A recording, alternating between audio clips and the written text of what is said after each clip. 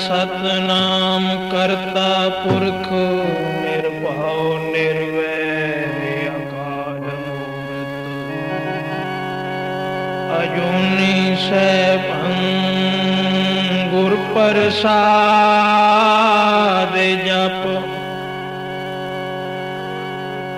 आदि सच जुगाद सच है भी सच नानक होसी भी सच।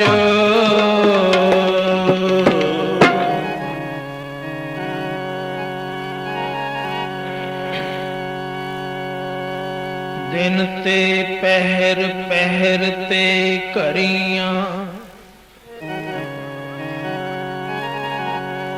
दिन ते पहर पहर ते घड़ियां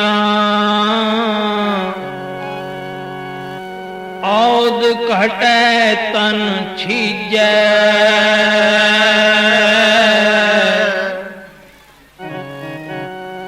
दिन ते पहर पहर ते घड़ियां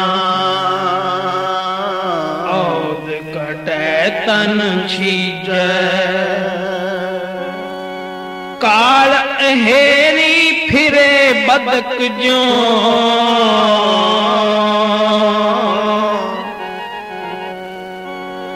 काल अहेरी फिरे बदक ज्यों कहो कवन विद कीजै दुनिया कूड़दा पसारा जपदा क्यों नहीं नाम दुनिया कूड़दा पसारा जपदा क्यों नहीं नाम दुनिया कूड़दा पसारा जपदा क्यों नहीं नाम दुनिया कूड़दा पसारा जपदा क्यों नहीं नाम दुनिया कूड़दा पसारा जपदा क्यों नहीं नाम दुनिया कूड़दा पसारा जपदा क्यों नहीं नाम दुनिया कूड़दा पसारा जपदा क्यों नहीं नाम दुनिया कूड़दा पसारा जपदा क्यों नहीं नाम बंदिया जपदा क्यों नहीं नाम बंदिया जपदा क्यों नहीं नाम बंदिया जपदा क्यों नहीं नाम बंदिया जपदा क्यों नहीं नाम बंदिया जपदा क्यों नहीं नाम बंदिया जपदा क्यों नहीं नाम बंदिया जपदा क्यों नहीं नाम बंदिया जपदा क्यों नहीं नाम दुनिया कूड़दा सारा जपदा क्यों नहीं नाम दुनिया कूड़दा सारा जपदा क्यों नहीं नाम दुनिया कूड़दा सारा जपदा क्यों नहीं नाम दुनिया कूड़दा सारा जपदा क्यों नहीं नाम दुनिया कूड़दा सारा जपदा क्यों नहीं नाम दुनिया कूड़दा पसारा जपदा क्यों नहीं नाम दुनिया कूड़दा पसारा जपदा क्यों नहीं नाम दुनिया कूड़दा पसारा जपदा क्यों नहीं नाम बंदिया जपदा क्यों नहीं नाम बंदिया जपदा क्यों नहीं नाम बंदिया जपदा क्यों नहीं नाम बंदिया जपदा क्यों नहीं नाम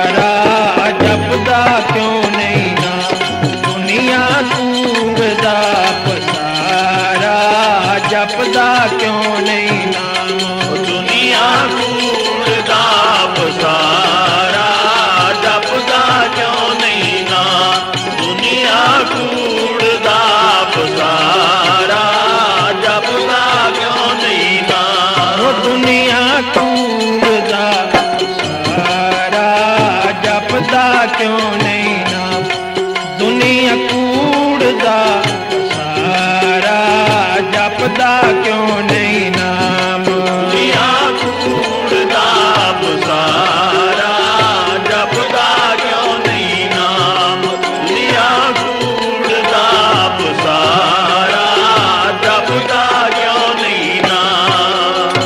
ਜੋ ਦਿਨ ਆਵੇ ਸੋ ਦਿਨ ਜਾਹੀ, ਜੋ ਦਿਨ ਆਵੇ ਸੋ ਦਿਨ ਜਾਹੀ।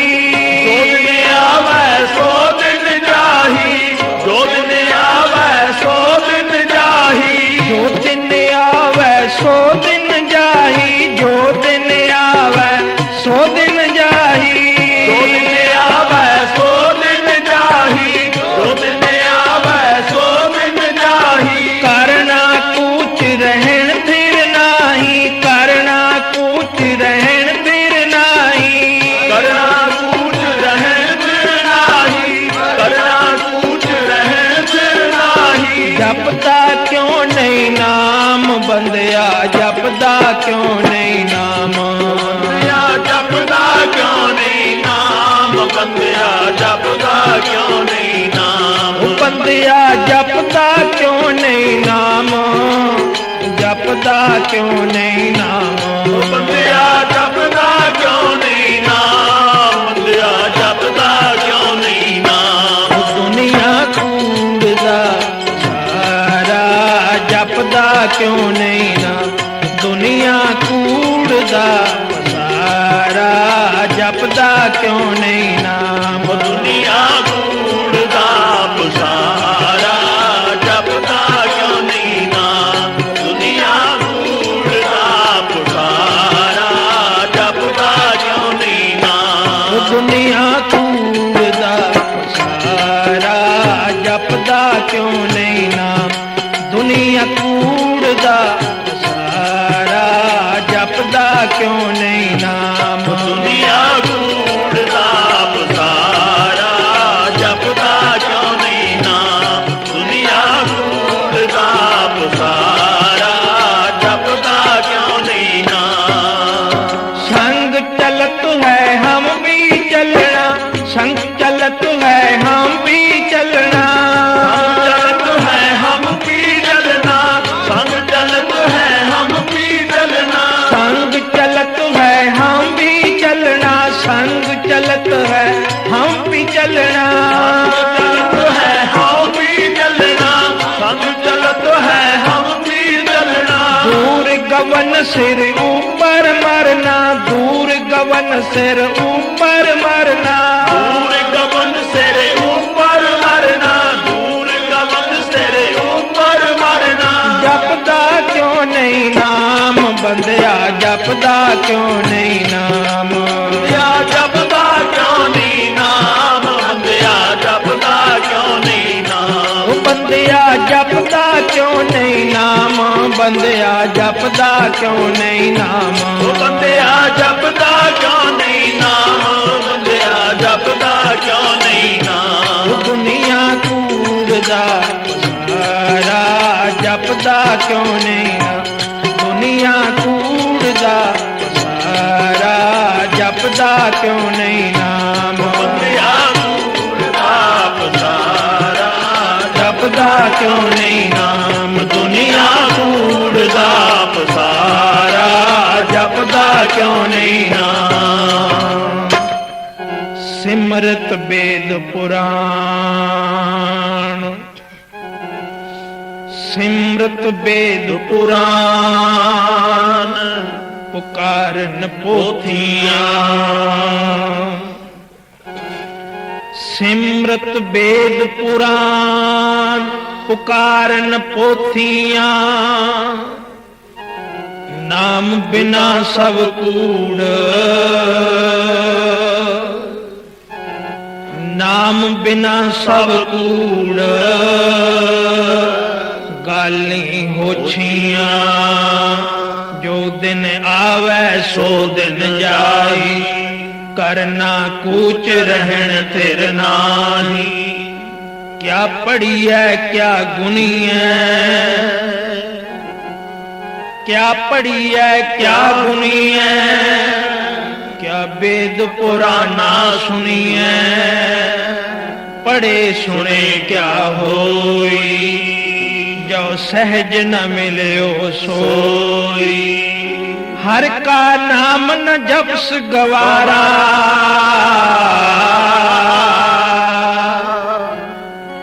हर का नाम न जपस गवारा,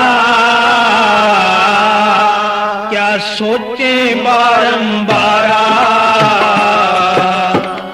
बंदिया जपदा क्यों नहीं नाम, बंदिया जपदा क्यों नहीं नाम, बंदिया जपदा क्यों नहीं नाम, बंदिया जपदा क्यों नहीं नाम, बंदिया जपदा क्यों नहीं नाम, बंदिया जपदा क्यों नहीं नाम, बंदिया जपदा क्यों नहीं नाम, बंदिया जपदा क्यों नहीं नाम। दुनिया दूरदा सारा जपदा क्यों नहीं, दुनिया दूरदा सारा जपदा क्यों नहीं नाम, दुनिया ढूंढदा पुकारा, जपदा क्यों नहीं नाम, दुनिया ढूंढदा पुकारा, जपदा क्यों नहीं नाम। हर का नाम न जपस गवारा, हर का नाम ना जपस गवारा,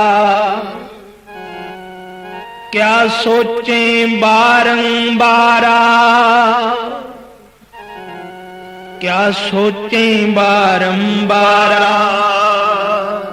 जो दिन आवे सो दिन जाही, करना कूच रहन फिर नाही, संग चलत है हम भी चलना,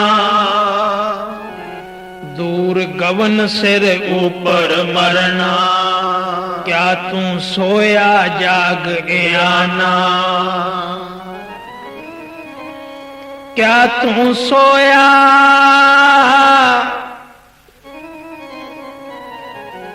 क्या तू सोया जाग आना, तैं जीवन जग सच कर जाना।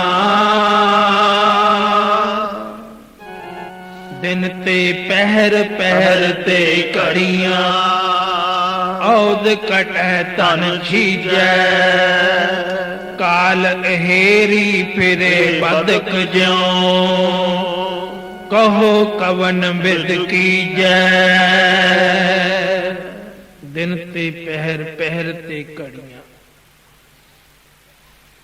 औद कटे तन छीजै, जो दिन आवे सो दिन जाही,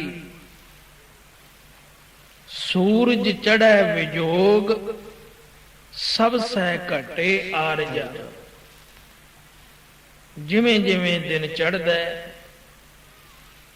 आरजा घटदी जांदी है, दिन मुकदे जांदे ने। क्या तू सोया? सतगुरु जी बाणी द्वारा उपदेश करते ने, तू सुता पिया। ये जेड़े तेनू गिणती मिणती दे सवास मिले ने, इतने अमोलक, मानस जन्म दुलंब गुरमुख पाया। गुरमुखां वल देख, जो इन्हां सवासां दी कदर नूं जाणदे ने। ये गिणती मिणती दे सवास हर जीव नूं मिले ने, सवासां दे नाल ही आरजू है। हम आदमी हां इक दमी, मोहलत मरण ना जाना। आदमी जे दम आउंदा है तां असीं आदमी हां, जे दम निकल गया फिर असीं कुछ भी नहीं। फिर ये तन प्रेत हो जाता है, मिट्टी बन जाता है,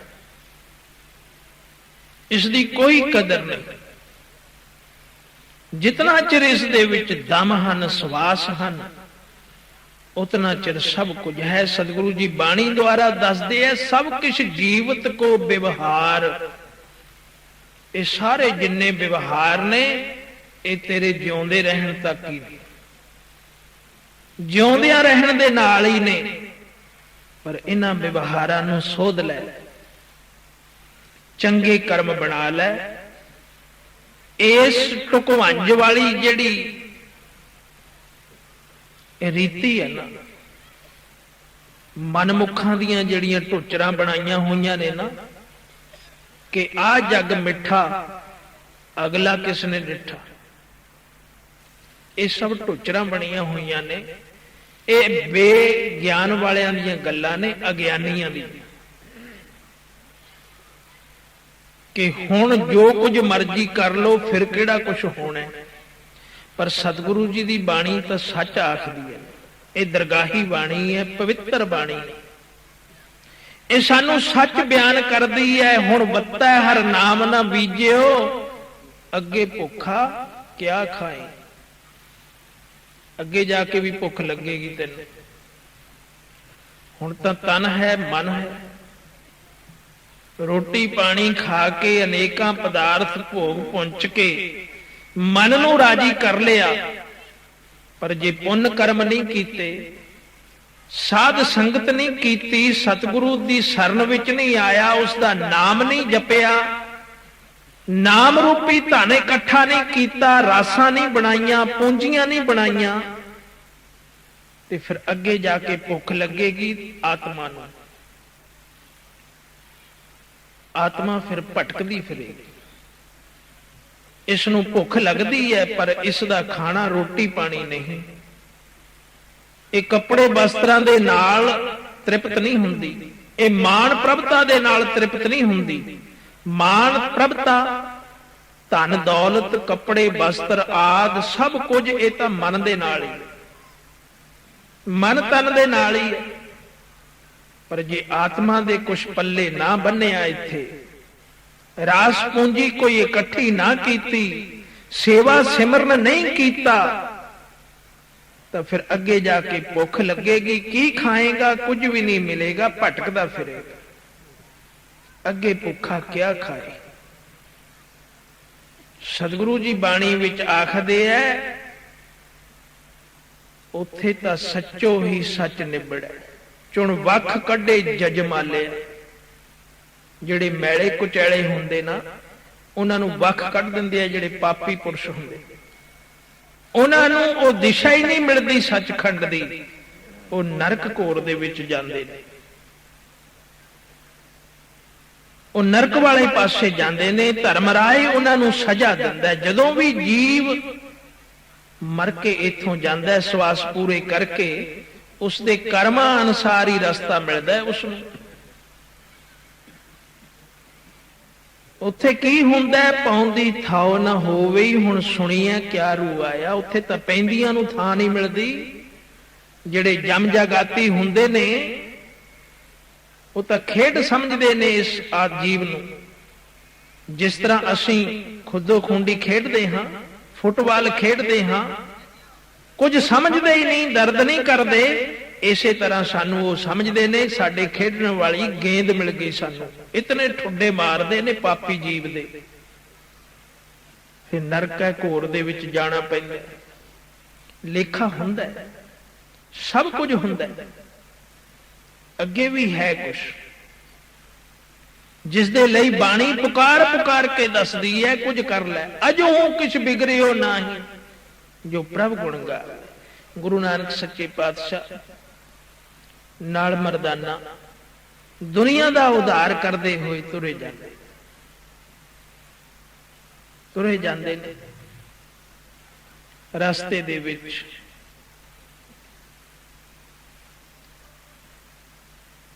ਇੱਕ ਦਰਿਆ ਦੇ ਕਿਨਾਰੇ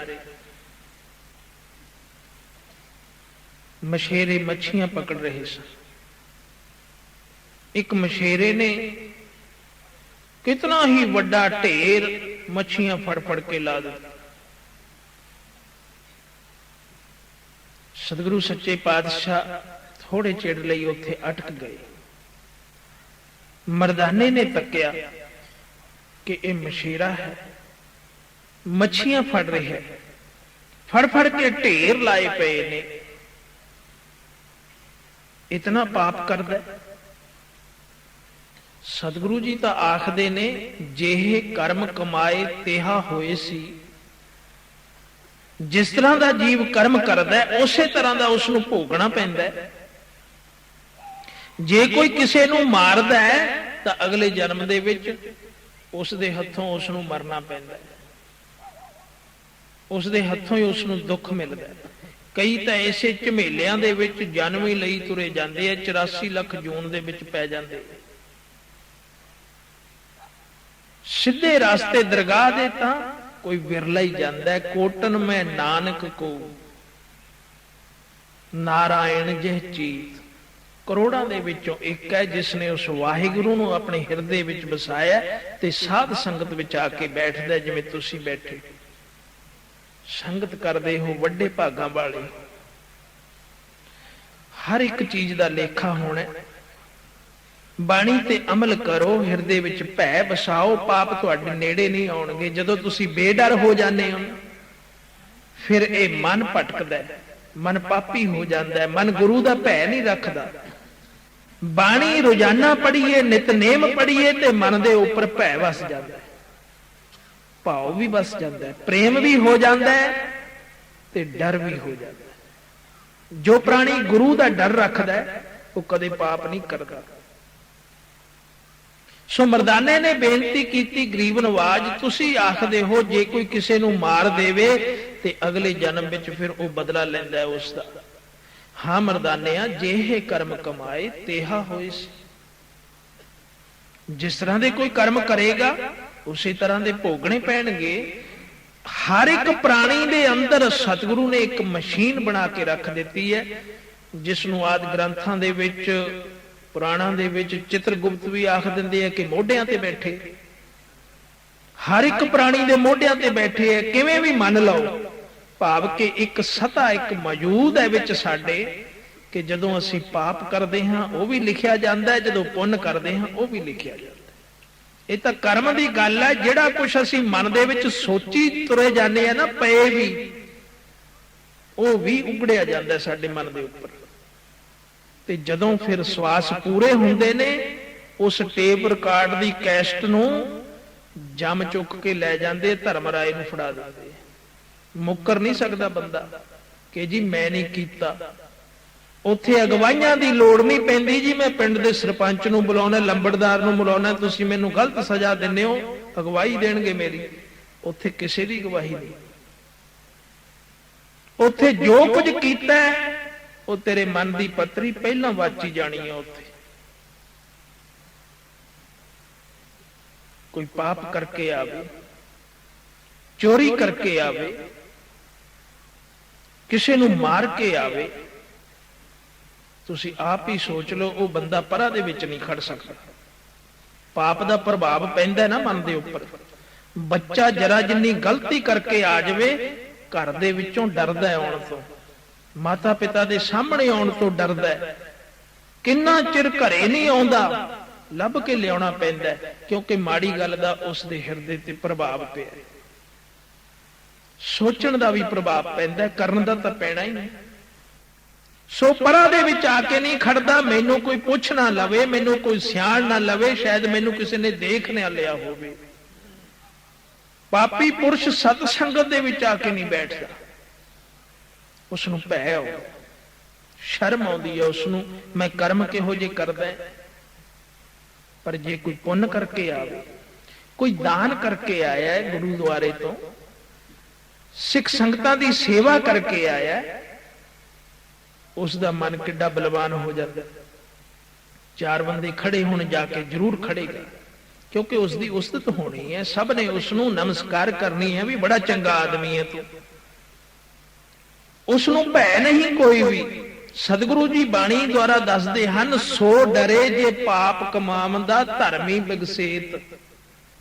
ਕਹਿੰਦੇ ਉਹ ਡਰੇ ਜੋ ਪਾਪ ਕਰਦਾ, ਉਸ ਨੂੰ ਡਰ ਲੱਗੇਗਾ, ਜ਼ਰੂਰ ਲੱਗੇਗਾ। ਉਸ ਦੇ ਮਨ ਦੇ ਉੱਪਰ ਪਾਪ ਦਾ ਅਸਰ ਹੁੰਦਾ ਹੈ। ਇੱਥੇ ਤਾਂ ਜੋ ਅਸਰ ਹੁੰਦਾ ਹੈ ਹੁੰਦਾ ਹੀ ਹੈ, ਤੇ ਉਹ ਭੋਗਣਾ ਵੀ ਪੈਂਦਾ, ਇੱਥੇ ਵੀ ਭੋਗਣਾ ਪੈਂਦਾ, ਬੇਸ਼ਰਮ ਹੋਣਾ ਪੈਂਦਾ, ਉਸ ਨੂੰ ਬਚ ਨਹੀਂ ਸਕਦਾ। ਤੇ ਉੱਪਰ ਜਾ ਕੇ ਜੋ ਸਜ਼ਾ ਮਿਲਦੀ ਹੈ, ਉਸ ਦੇ ਪ੍ਰਥਾਈ ਤਾਂ ਗੁਰੂ ਸਾਹਿਬ ਕਹਿੰਦੇ ਆ, ਪਾਉਂਦੀ ਥਾਉ ਨਾ ਹੋਵੇ। ਪੈਂਦੀਆਂ ਨੂੰ ਥਾਂ ਨਹੀਂ ਮਿਲਣੀ, ਇੰਨੇ ਜਮ ਤੈਨੂੰ ਚੁੰਬੜ ਜਾਣਗੇ ਮਾਰਨ ਵਾਸਤੇ। ਉਹ ਆਖਦੇ ਮੈਨੂੰ ਜਰਾ ਕੁ ਜਗ੍ਹਾ ਦੇ, ਮੈਂ ਵੀ ਮਾਰ ਲਵਾਂ ਇਸ ਪਾਪੀ ਨੂੰ, ਇਸਨੇ ਚੰਗਾ ਕਰਮ ਕੋਈ ਨਹੀਂ ਕੀਤਾ। ਸੋ ਮਰਦਾਨਾ ਪੁੱਛਣ ਲੱਗਿਆ ਗਰੀਬ ਨਵਾਜ, ਇਤਨੀਆਂ ਮੱਛੀਆਂ ਮਾਰੀ ਜਾਂਦਾ ਹੈ, ਨਿਰਦੈ ਆਦਮੀ। ਤੁਸੀਂ ਆਖਦੇ ਹੋ ਕਿ ਜੇ ਕਿਸੇ ਨੂੰ ਕੋਈ ਮਾਰਦਾ ਹੈ ਤੇ ਫਿਰ ਉਹ ਉਸ ਨੂੰ ਮਾਰਦਾ ਹੈ। ਇਹ ਤਾਂ ਹਜ਼ਾਰਾਂ ਦੀ ਤਦਾਦ ਨੇ, ਤੇ ਫਿਰ ਇਹ ਹਜ਼ਾਰਾਂ ਹੀ ਮੱਛੀਆਂ ਜਿਹੜੀਆਂ ਨੇ ਇਹ ਬੰਦੇ ਬਣਨਗੀਆਂ ਤੇ ਫਿਰ ਇਹ ਮੱਛੀ ਬਣੇਗਾ। ਇਹ ਕਿਵੇਂ ਲੇਖਾ ਹੋਵੇਗਾ? ਇਸ ਤਰ੍ਹਾਂ ਤਾਂ ਬੜਾ ਹੀ ਚਿਰ ਲੱਗ ਜਾਵੇਗਾ। ਮਰਦਾਨਿਆਂ, ਰੱਬ ਦੇ ਕਾਨੂੰਨ ਬੜੇ ਵੱਡੇ ਨੇ। ਇਸ ਵੇਲੇ ਮੈਂ ਕਿਸੇ ਦੁਖੀ ਦੀ ਪੁਕਾਰ ਸੁਣ ਕੇ ਉੱਥੇ ਜਾ ਰਿਹਾ। ਇਸ ਸਵਾਲ ਦਾ ਜਵਾਬ ਤੈਨੂੰ ਇਸੇ ਰਸਤੇ ਮੁੜਦੇ ਹੋਏ ਦੇਵਾਂਗਾ। ਸਤਬਚਨ ਗਰੀਬ ਨਵਾਜ, ਸਤਿਗੁਰੂ ਜੀ ਅੱਗੇ ਚਲੇ ਗਏ ਦੁਨੀਆ ਦਾ ਪਾਰ ਨਿਸਤਾਰਾ ਕਰਨ ਵਾਸਤੇ, ਗਰੀਬਾਂ ਦੀਨਾਂ ਨੂੰ ਤਾਰਨ ਵਾਸਤੇ, ਧਰਮੀਆਂ ਭਗਤਾਂ ਨੂੰ ਨਿਵਾਜਣ ਵਾਸਤੇ। ਕਈ ਸਾਲ ਬਾਅਦ ਜਦੋਂ ਪਰਤੇ, ਉਸੇ ਰਸਤਿਓਂ ਜਦੋਂ ਉਸ ਜਗ੍ਹਾ ਤੇ ਪਹੁੰਚੇ ਤਾਂ ਬੜੀ ਭਿਆਨਕ ਚੀਕਾਂ ਦੀ ਆਵਾਜ਼ ਆਈ, ਬੜੀਆਂ ਹੀ ਭਿਆਨਕ ਦਰਦਨਾਇਕ ਚੀਕਾਂ। ਮਰਦਾਨਾ ਸੁਣ ਕੇ ਡਰ ਗਿਆ, ਕਹਿਣ ਲੱਗਿਆ ਗਰੀਬ ਨਵਾਜ, ਇਹ ਤਾਂ ਕੋਈ ਦੈਂਤ ਬੁੱਧੀ ਲੱਗਦਾ, ਕੋਈ ਭੂਤ ਪ੍ਰੇਤ ਹੈ, ਚੜੇਲਾਂ ਹਨ, ਇਤਨੀਆਂ ਚੀਕਾਂ। ਡਰ ਲੱਗ ਰਿਹਾ ਹੈ। ਮਰਦਾਨਿਆਂ, ਡਰ ਨਹੀਂ, ਅਸੀਂ ਇੱਥੇ ਖੜੇ ਹਾਂ, ਜਾ ਕੇ ਦੇਖ ਕੇ ਆ, ਜਿੱਧਰੋਂ ਚੀਕਾਂ ਦੀ ਆਵਾਜ਼ ਆਉਂਦੀ ਹੈ ਉਧਰ ਜਾ ਕੇ ਦੇਖ ਕੇ ਆ। ਕਹਿਣ ਲੱਗਿਆ ਮਹਾਰਾਜ, ਮੈਨੂੰ ਤਾਂ ਡਰ ਲੱਗਦਾ ਹੈ। ਕਹਿਣ ਲੱਗੇ ਸਤਨਾਮ ਵਾਹਿਗੁਰੂ ਜਪਦਾ ਜਾ, ਡਰ ਨਹੀਂ ਲੱਗੇਗਾ, ਤੇਰਾ ਕੁਝ ਨਹੀਂ ਵਿਗੜਦਾ। ਸਤਬਚਨ ਗਰੀਬ ਨਵਾਜ, ਮਰਦਾਨਾ ਵਾਹਿਗੁਰੂ ਦਾ ਨਾਮ ਜਪਦਾ ਜਪਦਾ ਉਧਰ ਚਲਿਆ ਗਿਆ। ਜਿਸ ਵੇਲੇ ਜਾ ਕੇ ਦੇਖਿਆ, ਦੂਰ ਨਦੀ ਤੋਂ ਇੱਕ ਪਾਸੇ ਛੋਟਾ ਜਿਹਾ ਪਹਾੜ ਜਿਹਾ ਸੀ, ਟਿੱਬਾ ਜਿਹਾ, ਉਸਦੇ ਉੱਪਰ ਚੜਿਆ ਤੇ ਉਧਰੋਂ ਚੀਕਾਂ ਦੀ ਆਵਾਜ਼ ਆਉਂਦੀ ਸੀ। ਹੇਠਾਂ ਵੱਲ ਝਾਤੀ ਮਾਰੀ ਤੇ ਹਾਥੀ ਦਾ ਇੱਕ ਛੋਟਾ ਜਿਹਾ ਬੱਚਾ ਉਹ ਡਿੱਗਿਆ ਪਿਆ, ਉਹ ਚੀਕਾਂ ਮਾਰਦਾ, ਹਾਥੀ ਦਾ ਬੱਚਾ ਚੀਕਾਂ ਮਾਰਦਾ। ਮਰਦਾਨੇ ਨੇ ਦੇਖਿਆ ਬਲਾ ਤਾਂ ਕੋਈ ਨਹੀਂ, ਕੋਈ ਜਾਨਵਰ ਹੈ। ਅੱਗੇ ਹੋ ਗਿਆ, ਹੋਰ ਅੱਗੇ ਜਾ ਕੇ ਦੇਖਿਆ, ਇਹ ਡਿੱਗਿਆ ਪਿਆ। ਇੱਕ ਪਾਸਾ ਇਸ ਦਾ ਸਾਰਾ ਹੀ ਗਲਿਆ ਪਿਆ, ਉੱਪਰੋਂ ਸ਼ੇਰ ਨੇ ਪੰਜੇ ਮਾਰੇ ਹੋਏ ਨੇ। ਸ਼ੇਰ ਨੇ ਕਿਤੇ ਪੰਜੇ ਮਾਰੇ, ਇਹ ਰੁੜ ਗਿਆ। ਸ਼ੇਰ ਅਗਾਂਹ ਲੰਘ ਗਿਆ, ਪਰ ਜ਼ਖਮੀ ਇਤਨਾ ਹੋ ਗਿਆ ਕਿ ਮੁੜ ਕੇ ਉੱਠ ਨਹੀਂ ਸਕਿਆ।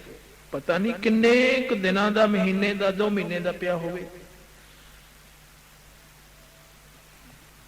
ਤੇ ਸਾਰੇ ਸਰੀਰ ਦੇ ਵਿੱਚ ਕਿਰਮ ਪਏ ਹੋਏ, ਜਿਵੇਂ ਜਿਵੇਂ ਉਹ ਕਿਰਮ ਦੰਦੀਆਂ ਵੱਢਦੇ ਨੇ, ਜਾਨ ਨਿਕਲਦੀ ਨਹੀਂ ਤੇ ਚੀਕਾਂ ਪੈਂਦੀਆਂ। ਮਰਦਾਨਾ ਮੁੜਿਆ ਆਇਆ, ਗਰੀਬ ਨਵਾਜ ਦੇਖਿਆ ਨਹੀਂ ਜਾਂਦਾ। ਹਾਥੀ ਦਾ ਬੱਚਾ ਹੈ, ਸ਼ੇਰ ਦਾ ਜ਼ਖਮੀ ਕੀਤਾ ਹੋਇਆ ਹੈ, ਪਤਾ ਨਹੀਂ ਕਿੰਨੇ ਕੁ ਮਹੀਨਿਆਂ ਤੋਂ ਜਾਂ ਦਿਨਾਂ ਤੋਂ ਇੱਥੇ ਪਿਆ। ਇੱਕ ਪਾਸਾ ਬਿਲਕੁਲ ਗਲਿਆ ਪਿਆ, ਜਾਨ ਨਹੀਂ ਨਿਕਲਦੀ। ਤਦ ਕੁਰਲਾ ਰਿਹਾ, ਮੈਂ ਤਾਂ ਡਰ ਹੀ ਗਿਆ ਸੀ, ਸ਼ਾਇਦ ਕੋਈ ਭੂਤ ਪ੍ਰੇਤ ਚੜੇਲਾਂ ਨੇ। ਕਹਿਣ ਲੱਗੇ ਮਰਦਾਨਿਆਂ, ਤੂੰ ਸਿਆਣਿਆ, ਇਹ ਕੌਣ ਹੈ? ਨਹੀਂ ਗਰੀਬ ਨਵਾਜ, ਕਹਿਣ ਲੱਗੇ ਇੱਥੋਂ ਚ ਹੀ ਲੰਘੇ ਸੀ ਨਾ, ਇਹ ਹਾਥੀ ਦਾ ਜਿਹੜਾ ਬੱਚਾ ਹੈ, ਇਹ ਉਹ ਮਛੇਰਾ ਹੈ ਜੋ ਮੱਛੀਆਂ ਫੜਦਾ ਸੀ, ਜਿਸਨੇ ਢੇਰ ਲਾਏ ਹੋਏ ਸੀ। ਇਹ ਉਹ ਮਛੇਰਾ ਹੈ। ਇਹ ਜੂਨੀ ਦੇ ਵਿੱਚ ਪੈ ਗਿਆ, ਮਾਨਸ ਜਨਮ ਐਵੇਂ ਹੀ ਗੁਆਤਾ, ਪਾਪ ਕਰ ਕਰਕੇ, ਸੋ ਜਨਮ ਮਿਲ ਗਿਆ। ਤੇ ਗਰੀਬ ਨਵਾਜ, ਫਿਰ ਇਹ ਤਾਂ ਜ਼ਖਮੀ ਹੈ, ਕਿਰਪਾ ਕਰੋ, ਮਿਹਰ ਕਰੋ। ਮਹਾਰਾਜ, ਇਸ ਦੇ ਬੜੇ ਕਿਰਮ ਪਏ ਹੋਏ ਨੇ, ਸਰੀਰ ਗਲਿਆ ਪਿਆ, ਐਡੇ ਐਡੇ ਸੁੰਡ ਚੱਲਦੇ ਨੇ। ਕਹਿਣ ਲੱਗੇ ਮਰਦਾਨਿਆ, ਇਹ ਉਹ ਸਾਰੀਆਂ ਹੀ ਮੱਛੀਆਂ ਨੇ, ਇਹ ਉਹ ਮੱਛੀਆਂ ਦੀਆਂ ਆਤਮਾ ਜਿਹੜੀਆਂ ਸੀ, ਉਹ ਸੁੰਡ ਬਣ ਗਈਆਂ। ਉਹਨਾਂ ਨੇ ਤਾਂ ਬੰਦੇ ਥੋੜੋ ਬਣਨਾ ਸੀ, ਉਹ ਵੀ ਤਾਂ ਜੂਨੀਆਂ ਵਿੱਚ ਪਈਆਂ ਹੋਈਆਂ ਨੇ, ਪਾਪ ਕੀਤਾ ਹੋਇਆ। 84 ਲੱਖ ਜੂਨ ਦੇ ਵਿੱਚ ਜਦੋਂ ਇਹ ਜੀਵ ਪੈ ਜਾਵੇ, ਕੋਈ ਛੇਤੀ ਤਾਂ ਨਹੀਂ ਮੁੱਕਦੀ। ਛੇਤੀ ਦਾ ਕੀ ਭਾਵ, ਮੁੱਕਦੀ ਹੋਈ ਨਹੀਂ। 84 ਲੱਖ ਜੂਨ ਜੇ 1 ਜੂਨ ਦੇ ਵਿੱਚ ਪੈ ਗਿਆ ਨਾ, ਕੀੜੇ ਦੀ ਜੂਨ ਵਿੱਚ ਹੀ, ਤੇ ਇਹੀ ਨਹੀਂ ਮੁੱਕਦੀ ਕਿੰਨਾ ਚਿਰ। ਕਿਉਂ? ਜਦੋਂ ਕੀੜਾ ਮਰਦਾ ਉਸ ਦੀ ਸੁਰਤ ਵੀ ਆਪਣੇ ਪਰਿਵਾਰ ਵਿੱਚ ਰਹਿੰਦੀ। ਕਿਸੇ ਨੂੰ ਵੀ ਮਾਰੀਏ ਉਸ ਦਾ ਚਿੱਤ ਆਪਣੇ ਪਰਿਵਾਰ ਵੱਲ ਨੂੰ ਜਾਂਦਾ ਹੈ। ਮੇਰੇ ਬੱਚੇ, ਮੇਰੇ ਮਾਤਾ ਪਿਤਾ, ਮੇਰਾ ਘਰ। ਕੀੜਿਆਂ ਨੂੰ ਆਪਣੀ ਕੈਟਾਗਰੀ ਦੇ ਨਾਲ ਪਿਆਰ ਹੁੰਦਾ। ਹਰ ਇੱਕ ਜੂਨੀ ਨੂੰ ਆਪਣੀ ਆਪਣੀ ਜੂਨੀ ਦੇ ਨਾਲ ਪਿਆਰ ਹੈ। ਸੋ ਮੋਹ ਹੈ, ਇਹ ਮੋਹ ਉਸ ਨੂੰ ਫਿਰ ਕੀੜਾ ਬਣਾ ਦਿੰਦਾ ਹੈ, ਫਿਰ ਮਰਦਾ ਹੈ, ਫਿਰ ਕੀੜਾ ਬਣਾ ਦਿੰਦਾ ਹੈ। ਚਾਹੇ ਕੁੱਤਾ ਹੈ, ਗਧਾ ਹੈ, ਬਿੱਲੀ ਹੈ, ਬਾਂਦਰ ਹੈ, ਕੁਝ ਵੀ ਹੈ, ਚਾਹੇ ਪੰਛੀ ਹੈ, ਉਹ ਮੋਹ ਹੈ ਜਿਹੜਾ ਉਸ ਨੂੰ ਵਾਰ-ਵਾਰ ਉਸੇ ਜੋਨੀ ਵਿੱਚ ਪਾਈ ਜਾਂਦਾ ਹੈ। ਜਿੰਨਾ ਚਿਰ ਮੋਹ ਟੁੱਟਦਾ ਨਹੀਂ, ਕਿਸੇ ਹੋਰ ਕੈਟਾਗਰੀ ਦੇ ਵਿੱਚ ਨਹੀਂ ਪੈਂਦਾ, ਕਿਸੇ ਹੋਰ ਦੇ ਵਿੱਚ ਮੋਹ ਨਹੀਂ ਜਾਂਦਾ, ਉਹਨਾਂ ਚਿਰ ਉੱਥੇ ਹੀ ਜਨਮ ਲਈ ਜਾਂਦਾ ਤੇ ਉਸ ਨੂੰ ਇੱਕੋ ਹੀ ਜੂਨੀ ਮੰਨਿਆ ਜਾਂਦਾ। ਭਾਵੇਂ ਹਜ਼ਾਰਾਂ ਸਾਲ ਕੀੜਾ ਬਣੀ ਜਾਵੇ ਮਰ ਮਰ ਕੇ, ਦੂਜੀ ਜੂਨੀ ਨਹੀਂ ਗਿਣੀ ਜਾਂਦੀ, ਇੱਕੋ ਹੀ ਗਿਣੀ ਜਾਵੇ। ਵੇਦਾਂ ਸ਼ਾਸਤਰਾਂ ਦੇ ਹਿਸਾਬ ਨਾਲ ਕਰੋੜ ਨਾਗਾਂ, ਲੱਖ ਕਾਗਾਂ, ਕਹਿੰਦੇ ਨੇ ਲੱਖ ਸਾਲ ਉਮਰ ਕਾਂ ਦੀ ਹੈ, ਕਰੋੜ ਸਾਲ ਉਮਰ ਸੱਪਾਂ ਦੀ, ਨਾਗਾਂ ਦੀ ਹੈ। ਕਦੋਂ ਪੂਰੀ ਹੋਵੇਗੀ? ਜੇ ਫਿਰ ਮੋਹ ਰਹਿ ਗਿਆ ਨਾਗ ਦਾ ਆਪਣੇ ਪਰਿਵਾਰ ਦੇ ਵਿੱਚ, ਦੁਆਰਾ ਫੇਰ ਸੱਪ ਬਣ ਗਿਆ, ਉਹ ਦੂਜੀ ਜੂਨੀ ਨਹੀਂ ਗਿਣੀ ਜਾਣੀ। ਹਜ਼ਾਰਾਂ ਵਾਰ ਵੀ ਆ ਜਾਵੇ, ਇੱਕੋ ਹੀ ਜੂਨੀ ਗਿਣੀ ਜਾਵੇਗੀ। ਇਸ ਤਰ੍ਹਾਂ ਮੋਹ ਦੇ ਵਿੱਚ ਫਸਿਆ ਹੋਇਆ ਜੀਵ 84 ਲੱਖ ਜੂਨ ਕਦੋਂ ਮੁੱਕੇਗੀ? ਨਹੀਂ ਮੁੱਕਦੀ। ਇਹ ਤਾਂ ਵਾਹਿਗੁਰੂ ਕਿਰਪਾ ਕਰੇ ਤਾਂ ਨਿਕਲੇ। ਆਪਾਂ ਨਿਕਲੇ ਆ ਵਾਹਿਗੁਰੂ ਦੀ ਕਿਰਪਾ ਨਾਲ। ਭਈ ਪ੍ਰਾਪਤ ਮਾਨੁਖ ਦੇ ਹੁਰੀਆ, ਆ ਜਿਹੜੀ ਦੇਹੀ ਆਪਾਂ ਨੂੰ ਮਿਲੀ ਹੈ, ਇਹ ਕੋਈ ਆਪਣੇ ਕਰਮਾਂ ਕਰਕੇ ਤਾਂ ਨਹੀਂ ਮਿਲੀ, ਇਹ ਵਾਹਿਗੁਰੂ ਦੀ ਕਿਰਪਾ ਨਾਲ ਮਿਲੀ ਹੈ। ਗੋਬਿੰਦ ਮਿਲਣ ਕੀ ਇਹ ਤੇਰੀ ਵਰੀਆ ਹੈ। ਜੀਵ, ਗੋਬਿੰਦ ਨੂੰ ਮਿਲਣ ਦੀ ਤੇਰੀ ਵਾਰੀ ਹੈ।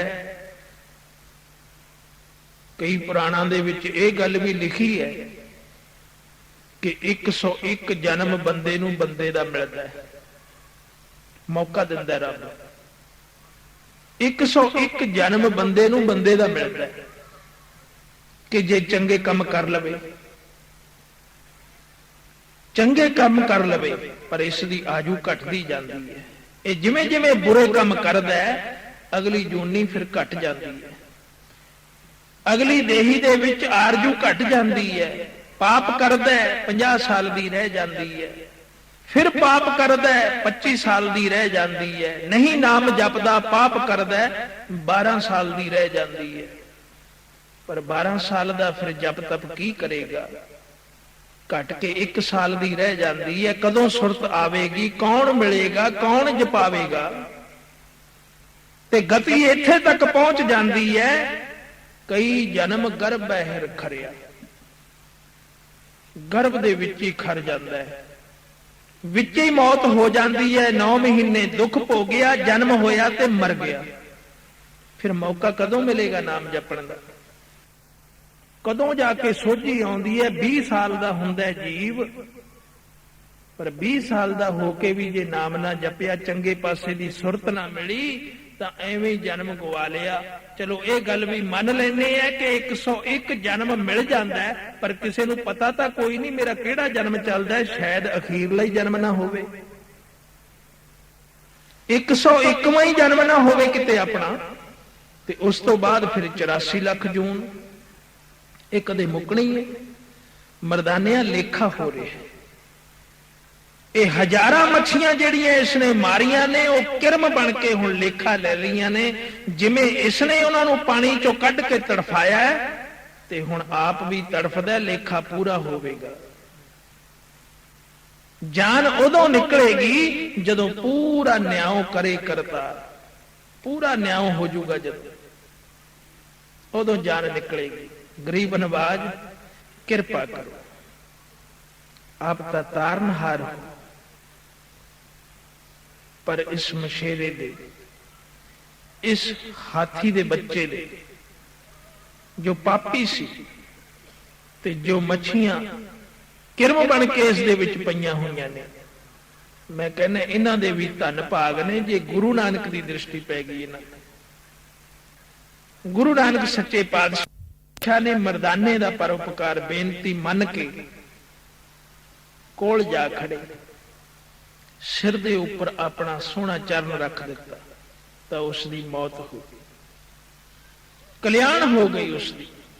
ਇਹ ਤਾਂ ਗੁਰੂ ਨਾਨਕ ਮਿਹਰ ਕਰੇ, ਪਰ ਹਰ ਇੱਕ ਦੇ ਉੱਪਰ ਤਾਂ ਨਹੀਂ ਨਾ ਹੁੰਦੀ।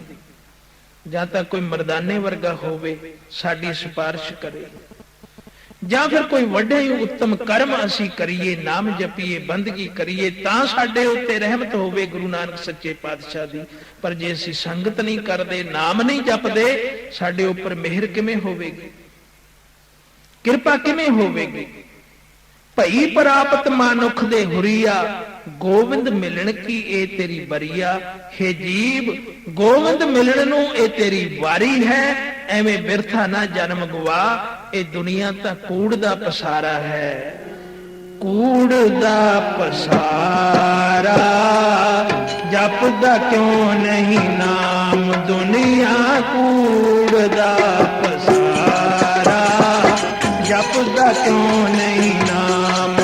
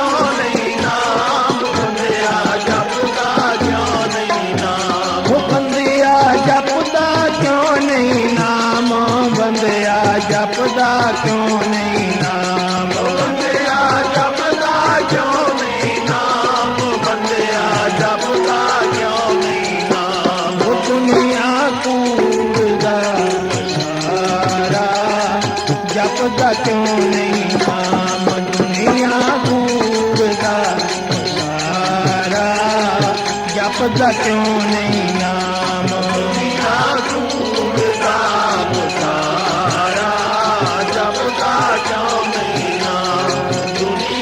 ਕੂੜ ਦਾ ਪਸਾਰਾ, ਜਪਦਾ ਕਿਉਂ ਨਹੀਂ ਨਾਮ। ਸੁਹਬਤਾਂ ਸੁਹਾਗਣੀ,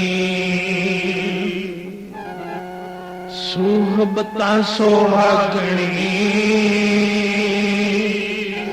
ਜਾਂ ਮਨ ਲੈ ਸਚਨਾ, ਸਤਿਗੁਰ ਆਪਣਾ ਮਨਾਏ ਲੈ। ਰੂਪ ਚੜੀ ਤਾਂ ਅਗਲਾ ਦੂਜਾ ਨਾਈ ਤਾਓ। ਐਸਾ ਸਿੰਗਾਰ ਬਣਾਏ ਤੂੰ, ਐਸਾ ਸਿੰਗਾਰ ਬਣਾਏ ਤੂੰ। ਮੈਲਾ ਕਦੇ ਨਾ ਹੋਈ। ਸਤਿਗੁਰੂ ਜੀ ਕਹਿੰਦੇ ਹੈ ਜੀਵ,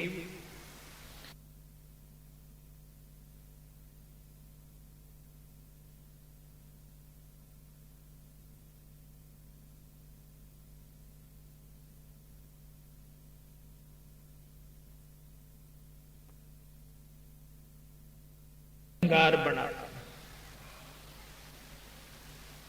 ਤੈਨੂੰ ਮਾਨਸ ਜਨਮ ਮਿਲਿਆ, ਕਿਉਂ ਅੰਜਾਈ ਗਵਾਈ ਜਾਣਾ। ਕਿਉਂ ਇਸ ਨੂੰ ਰੋਲਦਾ ਹੈ? ਪਾਪਾਂ ਦੇ ਵਿੱਚ ਗਲਤਾਨ ਹੋ ਕੇ, ਨਸ਼ਿਆਂ ਦੇ ਵਿੱਚ ਪੈ ਕੇ,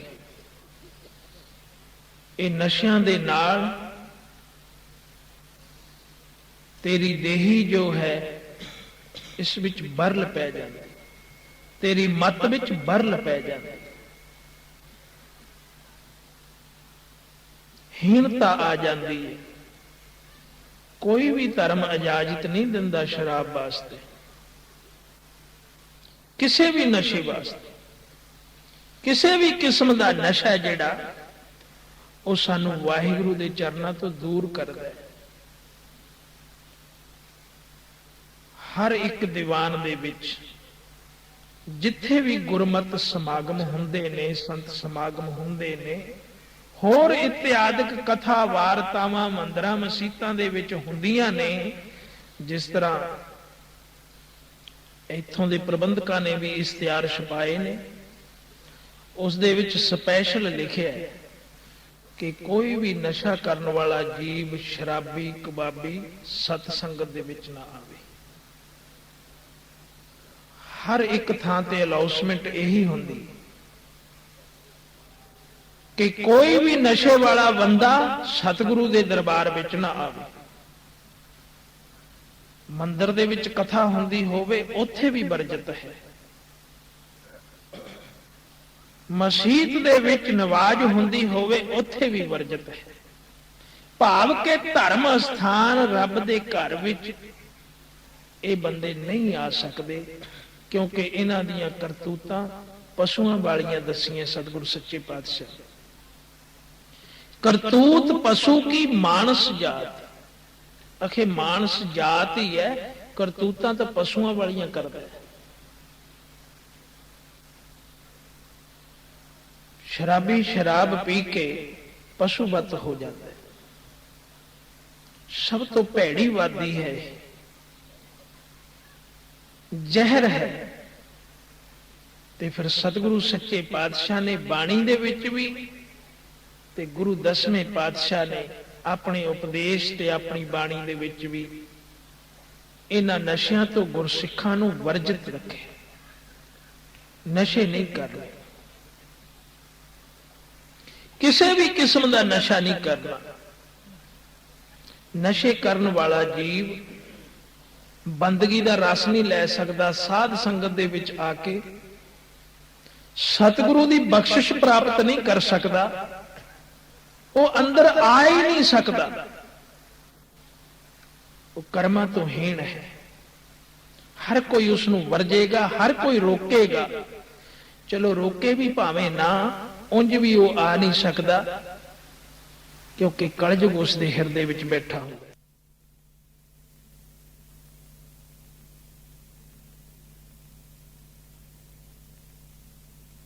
ਵੀ ਯਤਨ ਕਰੋ, ਉਹ ਸਤ ਸੰਗਤ ਦਾ ਰਸ ਨਹੀਂ ਮਾਣ ਸਕਦੇ ਜਿਹੜੇ ਨਸ਼ੇ ਕਰਦੇ।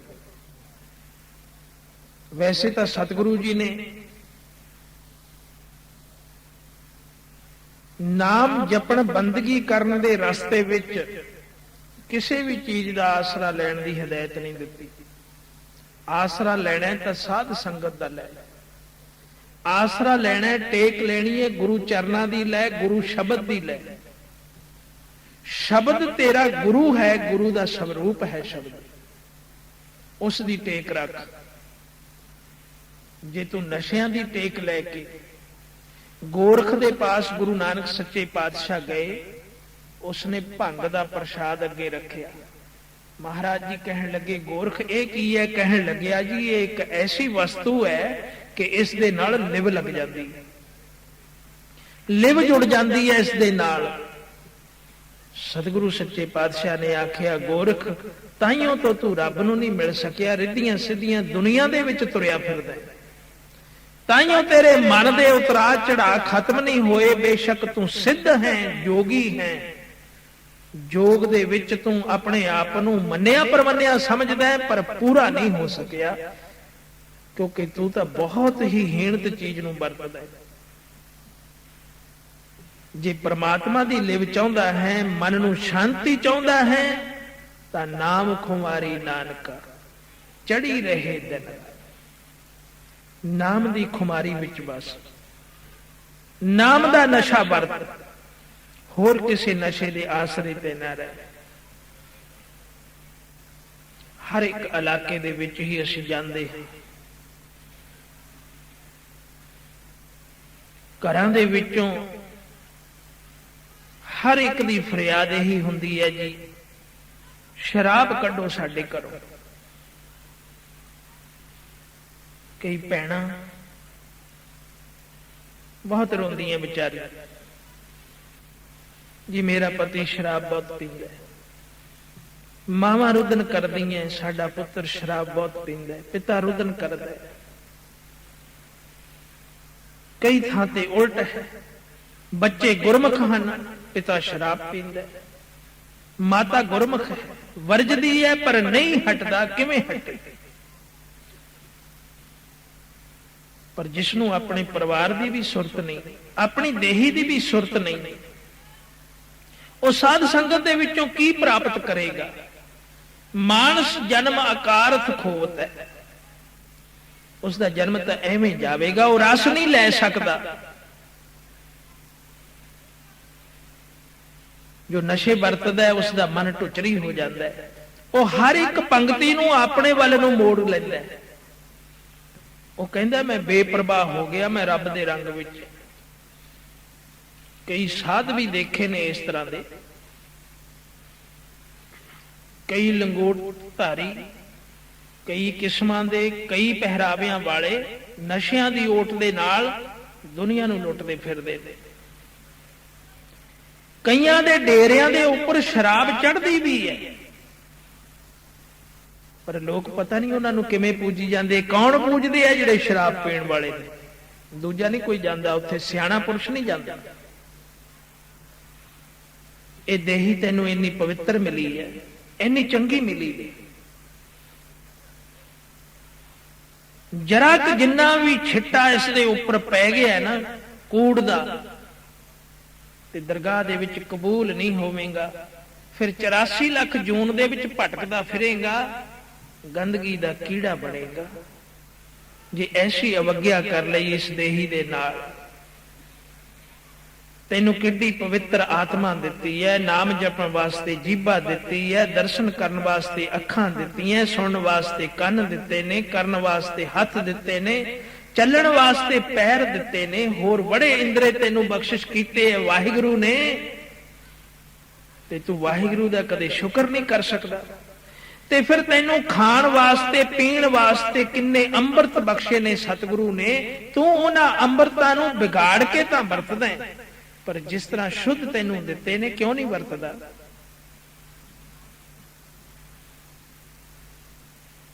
ਸ਼ਰਾਬੀ ਆਖਦੇ ਨੇ ਕਿ ਜੀ ਸ਼ੱਕ ਹੁੰਦਾ ਕਿੱਕਰ ਦਾ ਤੇ ਗੁੜ ਹੁੰਦਾ, ਫਿਰ ਕੀ ਹੈ? ਪਾਣੀ ਹੁੰਦਾ, ਇਸ ਦਾ ਵਿਗਾੜ ਕੀ ਹੈ? ਬਾਬਾ ਜੀ ਵਚਨ ਕਰਿਆ ਕਰਦੇ ਸਨ ਕਿ ਮਿੱਟੀ ਨੂੰ ਪਾਣੀ ਵਿੱਚ ਭਿਓ ਲਈਏ, ਮਿੱਟੀ ਦੀ ਮੁੱਠ ਚੱਕ ਕੇ ਕਿਸੇ ਦੇ ਮੂੰਹ ਤੇ ਮਾਰੀਏ ਸੱਟ ਨਹੀਂ ਵੱਜਦੀ, ਪਾਣੀ ਵਿੱਚ ਭਿਓ ਕੇ ਚਿੱਕੜ ਮਾਰੀਏ ਥੋੜਾ ਜਿਹਾ ਫਰਕ ਪੈਂਦਾ ਹੈ, ਗੰਦਾ ਹੋ ਜਾਂਦਾ ਮੂੰਹ, ਥੋੜੀ ਜੀ ਸੱਟ ਵੱਜਦੀ ਹੈ। ਪਰ ਜੇ ਉਸ ਨੂੰ ਭੱਠੇ ਵਿੱਚ ਪਕਾ ਲਈਏ, ਇੱਟ ਬਣਾ ਲਈਏ ਤੇ ਫੇਰ ਮਾਰੀਏ ਬੂਥੇ ਤੇ, ਵਿਗਾੜ ਦਿੰਦਾ ਨਾ ਸ਼ਕਲ। ਆਖਿਆ ਸੱਕ ਖਾ ਲੈ ਕੋਈ ਡਰ ਨਹੀਂ, ਪਾਣੀ ਪੀ ਲੈ ਕੋਈ ਡਰ ਨਹੀਂ, ਗੁੜ ਖਾ ਲੈ ਅੰਧਕਾਂ ਨੇ ਇਹ ਰੱਖਿਆ। ਕੋਈ ਮਖੌਲ ਦੀਆਂ ਗੱਲਾਂ ਤਾਂ ਨਹੀਂ ਹਨ, ਬਾਣੀ ਦੇ ਨਾਲ ਜੁੜਦੀਆਂ ਹਨ। ਬਾਣੀ ਸਾਨੂੰ ਰੋਕਦੀ ਹੈ ਕਿ ਨਸ਼ੇ ਨਾ ਕਰ। ਸੋ ਉਦਾਹਰਨ ਤੌਰ ਤੇ ਸੁਣਾਉਣੀਆਂ ਪੈ ਜਾਂਦੀਆਂ ਨੇ। ਭੈਣ ਨੇ ਬਹੁਤ ਰੋਕਿਆ, ਸ਼ਰਾਬ ਨਾ ਪੀ, ਕਹਿਣ ਲੱਗਿਆ ਕਿਵੇਂ ਹਟ ਜਾਵਾਂ, ਮੈਨੂੰ ਨੀਂਦ ਨਹੀਂ ਆਉਂਦੀ। ਨਸ਼ੇ ਕਰਨ ਵਾਲਿਆਂ ਦਾ ਇਹੀ ਹਾਲ ਹੈ।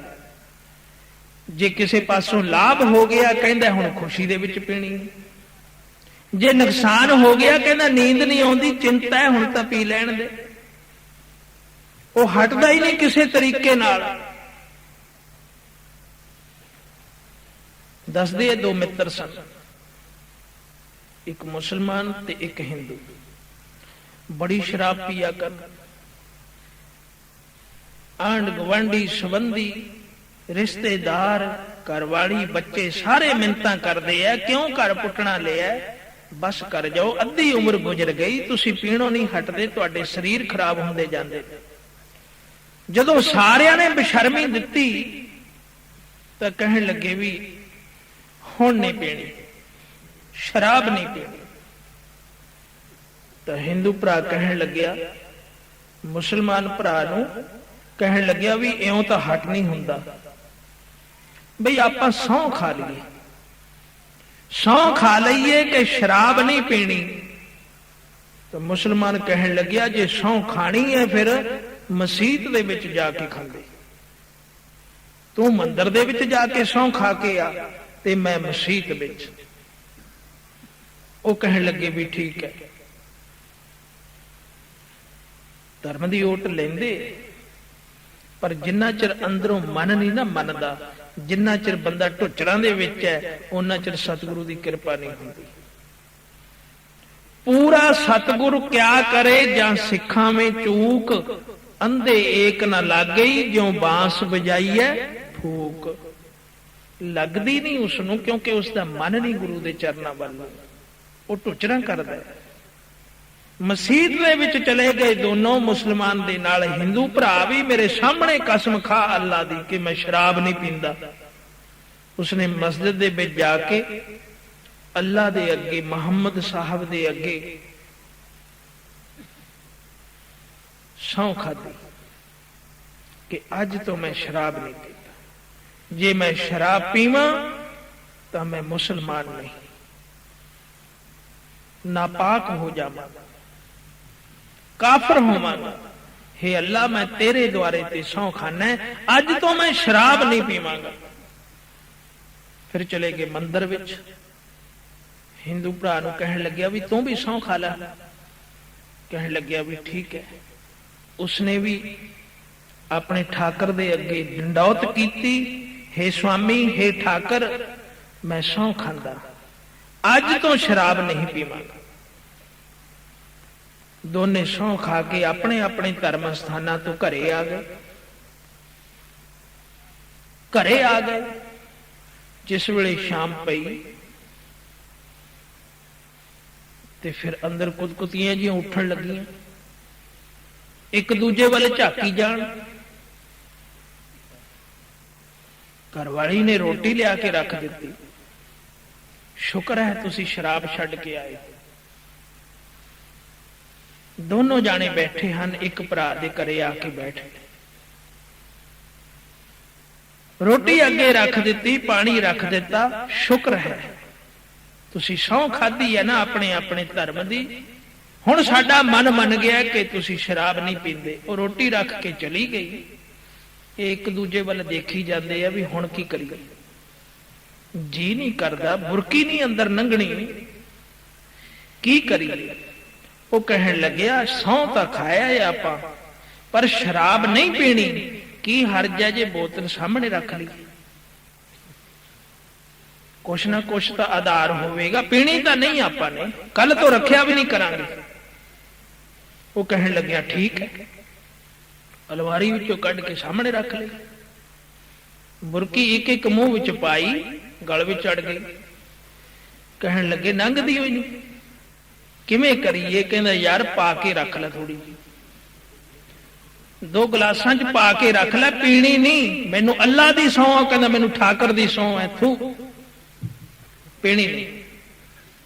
ਦੋਨਾਂ ਨੇ ਗਲਾਸਾਂ 'ਚ ਪਾ ਕੇ ਰੱਖ ਲਈ, 2-2 ਬੁਰਕੀਆਂ ਖਾਧੀਆਂ। ਕਹਿਣ ਲੱਗੇ ਵੀ ਬੜਾ ਔਖਾ ਕੰਮ ਹੈ। ਤਾਂ ਮੁਸਲਮਾਨ ਕਹਿਣ ਲੱਗਿਆ ਮੈਂ ਤੈਨੂੰ ਤਰੀਕਾ ਦੱਸਾਂ, ਕਿਉਂਕਿ ਬੁਰਾ ਆਦਮੀ ਕਦੇ ਬੁਰੀ ਆਦਤ ਤੋਂ ਹਟ ਨਹੀਂ ਸਕਦਾ ਜਿੰਨਾ ਚਿਰ ਗੁਰੂ ਦੀ ਕਿਰਪਾ ਨਹੀਂ ਹੁੰਦੀ, ਜਿੰਨਾ ਚਿਰ ਉਹਦਾ ਮਨ ਨਹੀਂ ਬਣਦਾ ਆਪਣਾ। ਕਹਿੰਦਾ ਤਰੀਕਾ ਦੱਸਾਂ ਤੈਨੂੰ। ਕਹਿੰਦਾ ਹਾਂ ਦੱਸ। ਕਹਿੰਦਾ ਤੂੰ ਠਾਕਰ ਦੀ ਸਹੁੰ ਖਾਧੀ ਹੈ, ਮੈਂ ਅੱਲਾ ਦੀ ਸਹੁੰ ਖਾਧੀ ਹੈ, ਮੇਰੇ ਵਾਲੀ ਤੂੰ ਲੈ ਲੈ, ਆਪਦੇ ਵਾਲੀ ਮੈਨੂੰ ਦੇ ਦੇ। ਸ਼ਰਾਬ ਪੀ ਗਏ। ਸੋ ਜਿਹਨੇ ਨਹੀਂ ਹਟਣਾ ਉਹ ਕੋਈ ਨਾ ਕੋਈ ਟੁੱਚਰ ਬਹਾਨਾ ਲੱਭ ਲੈਂਦਾ। ਸ਼ਰਾਬੀਆਂ ਦੀ ਤਾਂ ਇਹ ਹਾਲਤ ਹੈ। ਮੇਰੀ ਭੈਣ ਨੇ ਕਿਸੇ ਨੇ ਬੜਾ बड़ा ही रोकिया कि मिहनत वाली गल है, अज शराब ना पी, आ देख किन्नी संगत आई है अपने पिंड दे विच, तू जाके अज संगत करे। हाड़े रब दे वास्ते जे अज दा दिन चलिया जावे ना संगत दे विच, मेरा मन मनदा तेरे ते गुरु दी कृपा हो। ਉਹ ਕਹਿਣ ਲੱਗਿਆ ਤੂੰ ਰੋਜ਼ ਹੀ ਮੈਨੂੰ ਕਹਿ ਛੱਡਦੀ ਹੈ, ਇਹ ਸੰਗਤਾਂ ਤਾਂ ਹੁੰਦੀਆਂ ਹੀ ਰਹਿੰਦੀਆਂ, ਸਾਧੂ ਲੋਕ ਵਿਹਲੇ ਤੁਰੇ ਫਿਰਦੇ ਨੇ, ਇਹ ਰਾਗੀ ਨੇ ਪਾਠੀ ਨੇ ਇਹ ਤਾਂ ਵਿਹਲੇ ਨੇ, ਪੂਜਾ ਦਾ ਤਾਨ ਖਾਣ ਨੂੰ ਮਿਲ ਜਾਂਦਾ, ਤੂੰ ਪਾਗਲ ਹੋਈ, ਮੈਨੂੰ ਨੀਂਦ ਨਹੀਂ ਆਉਂਦੀ। ਕਹਿਣ ਲੱਗੀ ਰੱਬ ਦਾ ਵਾਸਤਾ, ਸਤਸੰਗ ਹੋ ਰਿਹਾ ਹੈ, ਗੁਰੂ ਗ੍ਰੰਥ ਸਾਹਿਬ ਦਾ ਪ੍ਰਕਾਸ਼ ਹੈ, ਕੀਰਤਨ ਹੋ ਰਿਹਾ ਹੈ, ਇੱਕ ਦਿਨ ਵਾਸਤੇ ਮੇਰੀ ਮੰਨ ਲੈ, ਅੱਜ ਸੰਗਤ ਦੇ ਵਿੱਚ ਚਲਿਆ ਜਾ। ਕਹਿਣ ਲੱਗਿਆ ਤੂੰ ਰੋਜ਼ ਹੀ ਕਹਿ ਦਿੰਨੀ ਹੈ, ਚੱਲ ਫਿਰ ਅੱਜ ਮੈਂ ਨਹੀਂ ਪੀਂਦਾ, ਅੱਜ ਨਹੀਂ ਮੈਂ ਸ਼ਰਾਬ ਪੀਂਦਾ, ਅੱਜ ਮੈਂ ਸੰਗਤ ਵਿੱਚ ਚਲਿਆ ਜਾਣਾ, ਪਰ ਤੂੰ ਮੇਰੇ ਨਾਲ ਨਾ ਆਈ। ਤੂੰ ਉੱਥੇ ਜਾ ਕੇ ਫਿਰ ਬੇਨਤੀਆਂ ਕਰਦੀਆਂ ਸਤਿਗੁਰੂ ਅੱਗੇ, ਮੈਨੂੰ ਸ਼ਰਮ ਆ ਗਈ, ਸਿਆਣਿਆਂ ਬੰਦਿਆਂ ਕੋਲੇ ਸੰਤਾਂ ਕੋਲੇ ਜਾ ਕੇ ਸ਼ਿਕਾਇਤਾਂ ਕਰਦੀਆਂ, ਮੈਂ ਇਕੱਲਾ ਹੀ ਜਾਵਾਂਗਾ। ਕਹਿਣ ਲੱਗੀ ਤੂੰ ਇਕੱਲਾ ਹੀ ਚਲਿਆ ਜਾ। ਸ਼ੁਕਰ ਹੈ, ਤੁਰ ਪਿਆ, ਸਤਸੰਗਤ ਵੱਲ ਨੂੰ ਤੁਰ ਪਿਆ, ਪਰ ਰਸਤੇ ਵਿੱਚ ਆ ਕੇ ਨੀਤ ਬਦਲ ਗਈ। ਕਹਿਣ ਲੱਗਿਆ ਉਸ ਨੂੰ ਤਾਂ ਮੈਂ ਵਰਜੀ ਆਇਆ, ਉਸਨੇ ਕਿਹੜਾ ਮਗਰ ਆਉਣਾ ਦੇਖਣ ਵਾਸਤੇ, ਸਿੱਧਾ ਠੇਕੇ ਨੂੰ ਚਲੇ ਗਿਆ। ਸ਼ਰਾਬ ਪੀ ਲਈ, ਰੱਜ ਕੇ ਸ਼ਰਾਬ ਪੀਤੀ, ਪਰ ਸਤਸੰਗਤ ਦੇ ਵਿੱਚ ਤਾਂ ਵੜ ਨਹੀਂ ਸਕਦਾ। ਜਿਸ ਦੇ ਅੰਦਰ ਪ੍ਰੇਤ ਹੈ, ਜਿਸ ਦੇ ਅੰਦਰ ਪਾਪ ਹੈ, ਪਾਪੀ ਭਗਤ ਨਾ ਭਾਵੀ, ਹਰ ਪੂਜਾ ਨਾ ਸਹਾਏ। ਪਾਪੀ ਨੂੰ ਭਗਤੀ ਨਹੀਂ ਭਾਉਂਦੀ, ਉਸ ਨੂੰ ਹਰੀ ਪੂਜਾ, ਹਰੀ ਦੇ ਦਰਸ਼ਨ ਨਹੀਂ ਚੰਗੇ ਲੱਗਦੇ ਸਤਿਗੁਰੂ ਦੇ, ਉਹ ਕਦੇ ਵੀ ਨਹੀਂ ਅੰਦਰ ਆ ਸਕਦਾ। ਸ਼ਰਾਬ ਪੀ ਲਈ, ਗੁਰੂਦੁਆਰੇ ਵੱਲ ਨੂੰ ਤੁਰਿਆ ਆਉਂਦਾ, ਆਵਾਜ਼ ਆਉਂਦੀ ਹੈ ਉਧਰੋਂ ਸਤਸੰਗਤ ਦੇ ਵਿੱਚੋਂ ਕੀਰਤਨ ਦੀ, ਪਰ ਇਸਨੇ ਇੰਨੀ ਪੀ ਲਈ ਕਿ ਬਾਹਰ ਹੀ ਡਿੱਗ ਪਿਆ, ਖੇਤਾਂ ਦੇ ਵਿੱਚ ਡਿੱਗ ਪਿਆ, ਕੋਈ ਸੁਰਤ ਨਹੀਂ, ਲੰਮਾ ਪਿਆ ਰਿਹਾ ਸਾਰੀ ਰਾਤ। ਤੜਕਾ ਹੋ ਗਿਆ, ਤੜਕਾ ਹੋ ਗਿਆ, ਇਹ ਬੇਹੋਸ਼ ਪਿਆ ਉੱਥੇ। ਇੱਕ ਕੁੱਤਾ ਆਇਆ, ਮੂੰਹ ਦੇ ਵਿੱਚ ਪਿਸ਼ਾਬ ਕਰ ਗਿਆ। ਕੁੱਤੇ ਨੇ ਵੀ ਦੇਖਿਆ ਸ਼ਾਇਦ ਕੋਈ ਮੱਟੀ ਮੁੱਟੀ ਪਈ ਹੈ, ਕੁੱਤਾ ਵੀ ਨਹੀਂ ਪਛਾਣਦਾ ਇਹ ਜਿਹਿਆਂ ਨੂੰ, ਲੱਤ ਚੱਕੀ ਪਿਸ਼ਾਬ ਕਰ ਗਿਆ। ਘਰ ਵਾਲੀ ਆਈ, ਦਿਨ ਚੜ ਗਿਆ, ਕੀਰਤਨ ਦੀ ਸਮਾਪਤੀ ਹੋਣ ਵਾਲੀ ਹੈ, ਆਨੰਦ ਸਾਹਿਬ ਦਾ ਪਾਠ ਸ਼ੁਰੂ ਹੋਇਆ, ਦੇਖਾਂ ਮੇਰਾ ਪਤੀ ਤਾਂ ਲਿਵਲਾਈ ਬੈਠਾ ਹੋਣਾ। ਜਿਸ ਵੇਲੇ ਤੁਰੇ ਆਈ ਉਸੇ ਰਸਤੇ ਆ ਗਈ, ਦੇਖਿਆ ਇਹ ਤਾਂ ਇੱਥੇ ਪਿਆ, ਹੁਣ ਸ਼ਰਾਬ ਵੀ ਕੁਛ ਉਤਰ ਚੁੱਕੀ ਸੀ। ਜਿਸ ਵੇਲੇ ਉਹਨੇ ਆ ਕੇ ਦੇਖਿਆ, ਆ ਕੇ ਹੱਥਾਂ ਨਾਲ ਉਸ ਨੂੰ ਉਠਾਇਆ, ਵੇ ਤੂੰ ਇੱਥੇ ਪਿਆ, ਸੰਗਤ ਵਿੱਚ ਨਹੀਂ ਗਿਆ। ਕਹਿਣ ਲੱਗਿਆ ਸੰਗਤ ਵਿੱਚ ਹੀ ਤਾਂ ਆਇਆ, ਫਿਰ ਬਾਣੀ ਸੁਣੀ, ਕਹਿੰਦਾ ਤੈਨੂੰ ਨਹੀਂ ਸੁਣਦੀ, ਮੈਨੂੰ ਵੀ ਤਾਂ ਸੁਣਦੀ ਹੈ, ਮੈਂ ਸਾਰੀ ਰਾਤ ਸੁਣਦਾ ਰਿਹਾ। ਕਹਿਣ ਲੱਗੀ ਕੋਈ ਰਸ ਆਇਆ, ਕਹਿੰਦਾ ਰਸ ਤਾਂ ਆਇਆ ਪਰ ਕੌੜਾ ਜਿਹਾ ਸੀ। ਕਿੱਡੀ ਬੇਅਦਬੀ ਹੁੰਦੀ ਹੈ ਨਾ ਬੰਦਿਆਂ ਦੀ, ਪਰ ਫੇਰ ਨਹੀਂ ਸਮਝਦੇ। ਸਤਿਗੁਰੂ ਜੀ ਕਹਿੰਦੇ ਐ ਦੁਨੀਆ ਕੂੜ ਦਾ ਪਸਾਰਾ ਹੈ, ਨਾਮ ਜਪ ਲੈ ਬੰਦਿਆ, ਜਪਦਾ ਕਿਉਂ ਨਹੀਂ ਨਾਮ, ਸਾਰੇ ਬੋਲੋ ਬੰਦਿਆ ਜਪਦਾ ਕਿਉਂ ਨਹੀਂ ਨਾਮ, ਬੰਦਿਆ ਜਪਦਾ ਕਿਉਂ ਨਹੀਂ ਨਾਮ, ਬੰਦਿਆ ਜਪਦਾ ਕਿਉਂ ਨਹੀਂ ਨਾਮ, ਬੰਦਿਆ ਜਪਦਾ ਕਿਉਂ ਨਹੀਂ ਨਾਮ, ਬੰਦਿਆ ਜਪਦਾ ਕਿਉਂ ਨਹੀਂ ਨਾਮ, ਬੰਦਿਆ ਜਪਦਾ ਕਿਉਂ ਨਹੀਂ ਨਾਮ, ਬੰਦਿਆ ਜਪਦਾ ਕਿਉਂ ਨਹੀਂ ਨਾਮ, ਬੰਦਿਆ ਜਪਦਾ ਕਿਉਂ ਨਹੀਂ ਨਾਮ, ਉਹ ਦੁਨੀਆ ਕੂੜ ਦਾ ਸਾਰਾ ਜਪਦਾ ਕਿਉਂ ਨਹੀਂ ਨਾਮ, ਦੁਨੀਆ ਕੂੜ ਦਾ ਸਾਰਾ ਜਪਦਾ ਕਿਉਂ ਨਹੀਂ ਨਾਮ, ਦੁਨੀਆ ਕੂੜ ਦਾ ਪਸਾਰਾ ਜਪਦਾ ਕਿਉਂ ਨਹੀਂ ਨਾਮ, ਦੁਨੀਆ ਕੂੜ ਦਾ ਪਸਾਰਾ ਜਪਦਾ ਕਿਉਂ ਨਹੀਂ ਨਾਮ, ਦੁਨੀਆ ਕੂੜ ਦਾ ਪਸਾਰਾ, ਦੁਨੀਆ ਕੂੜ ਦਾ ਪਸਾਰਾ, ਦੁਨੀਆ ਕੂੜ ਦਾ ਪਸਾਰਾ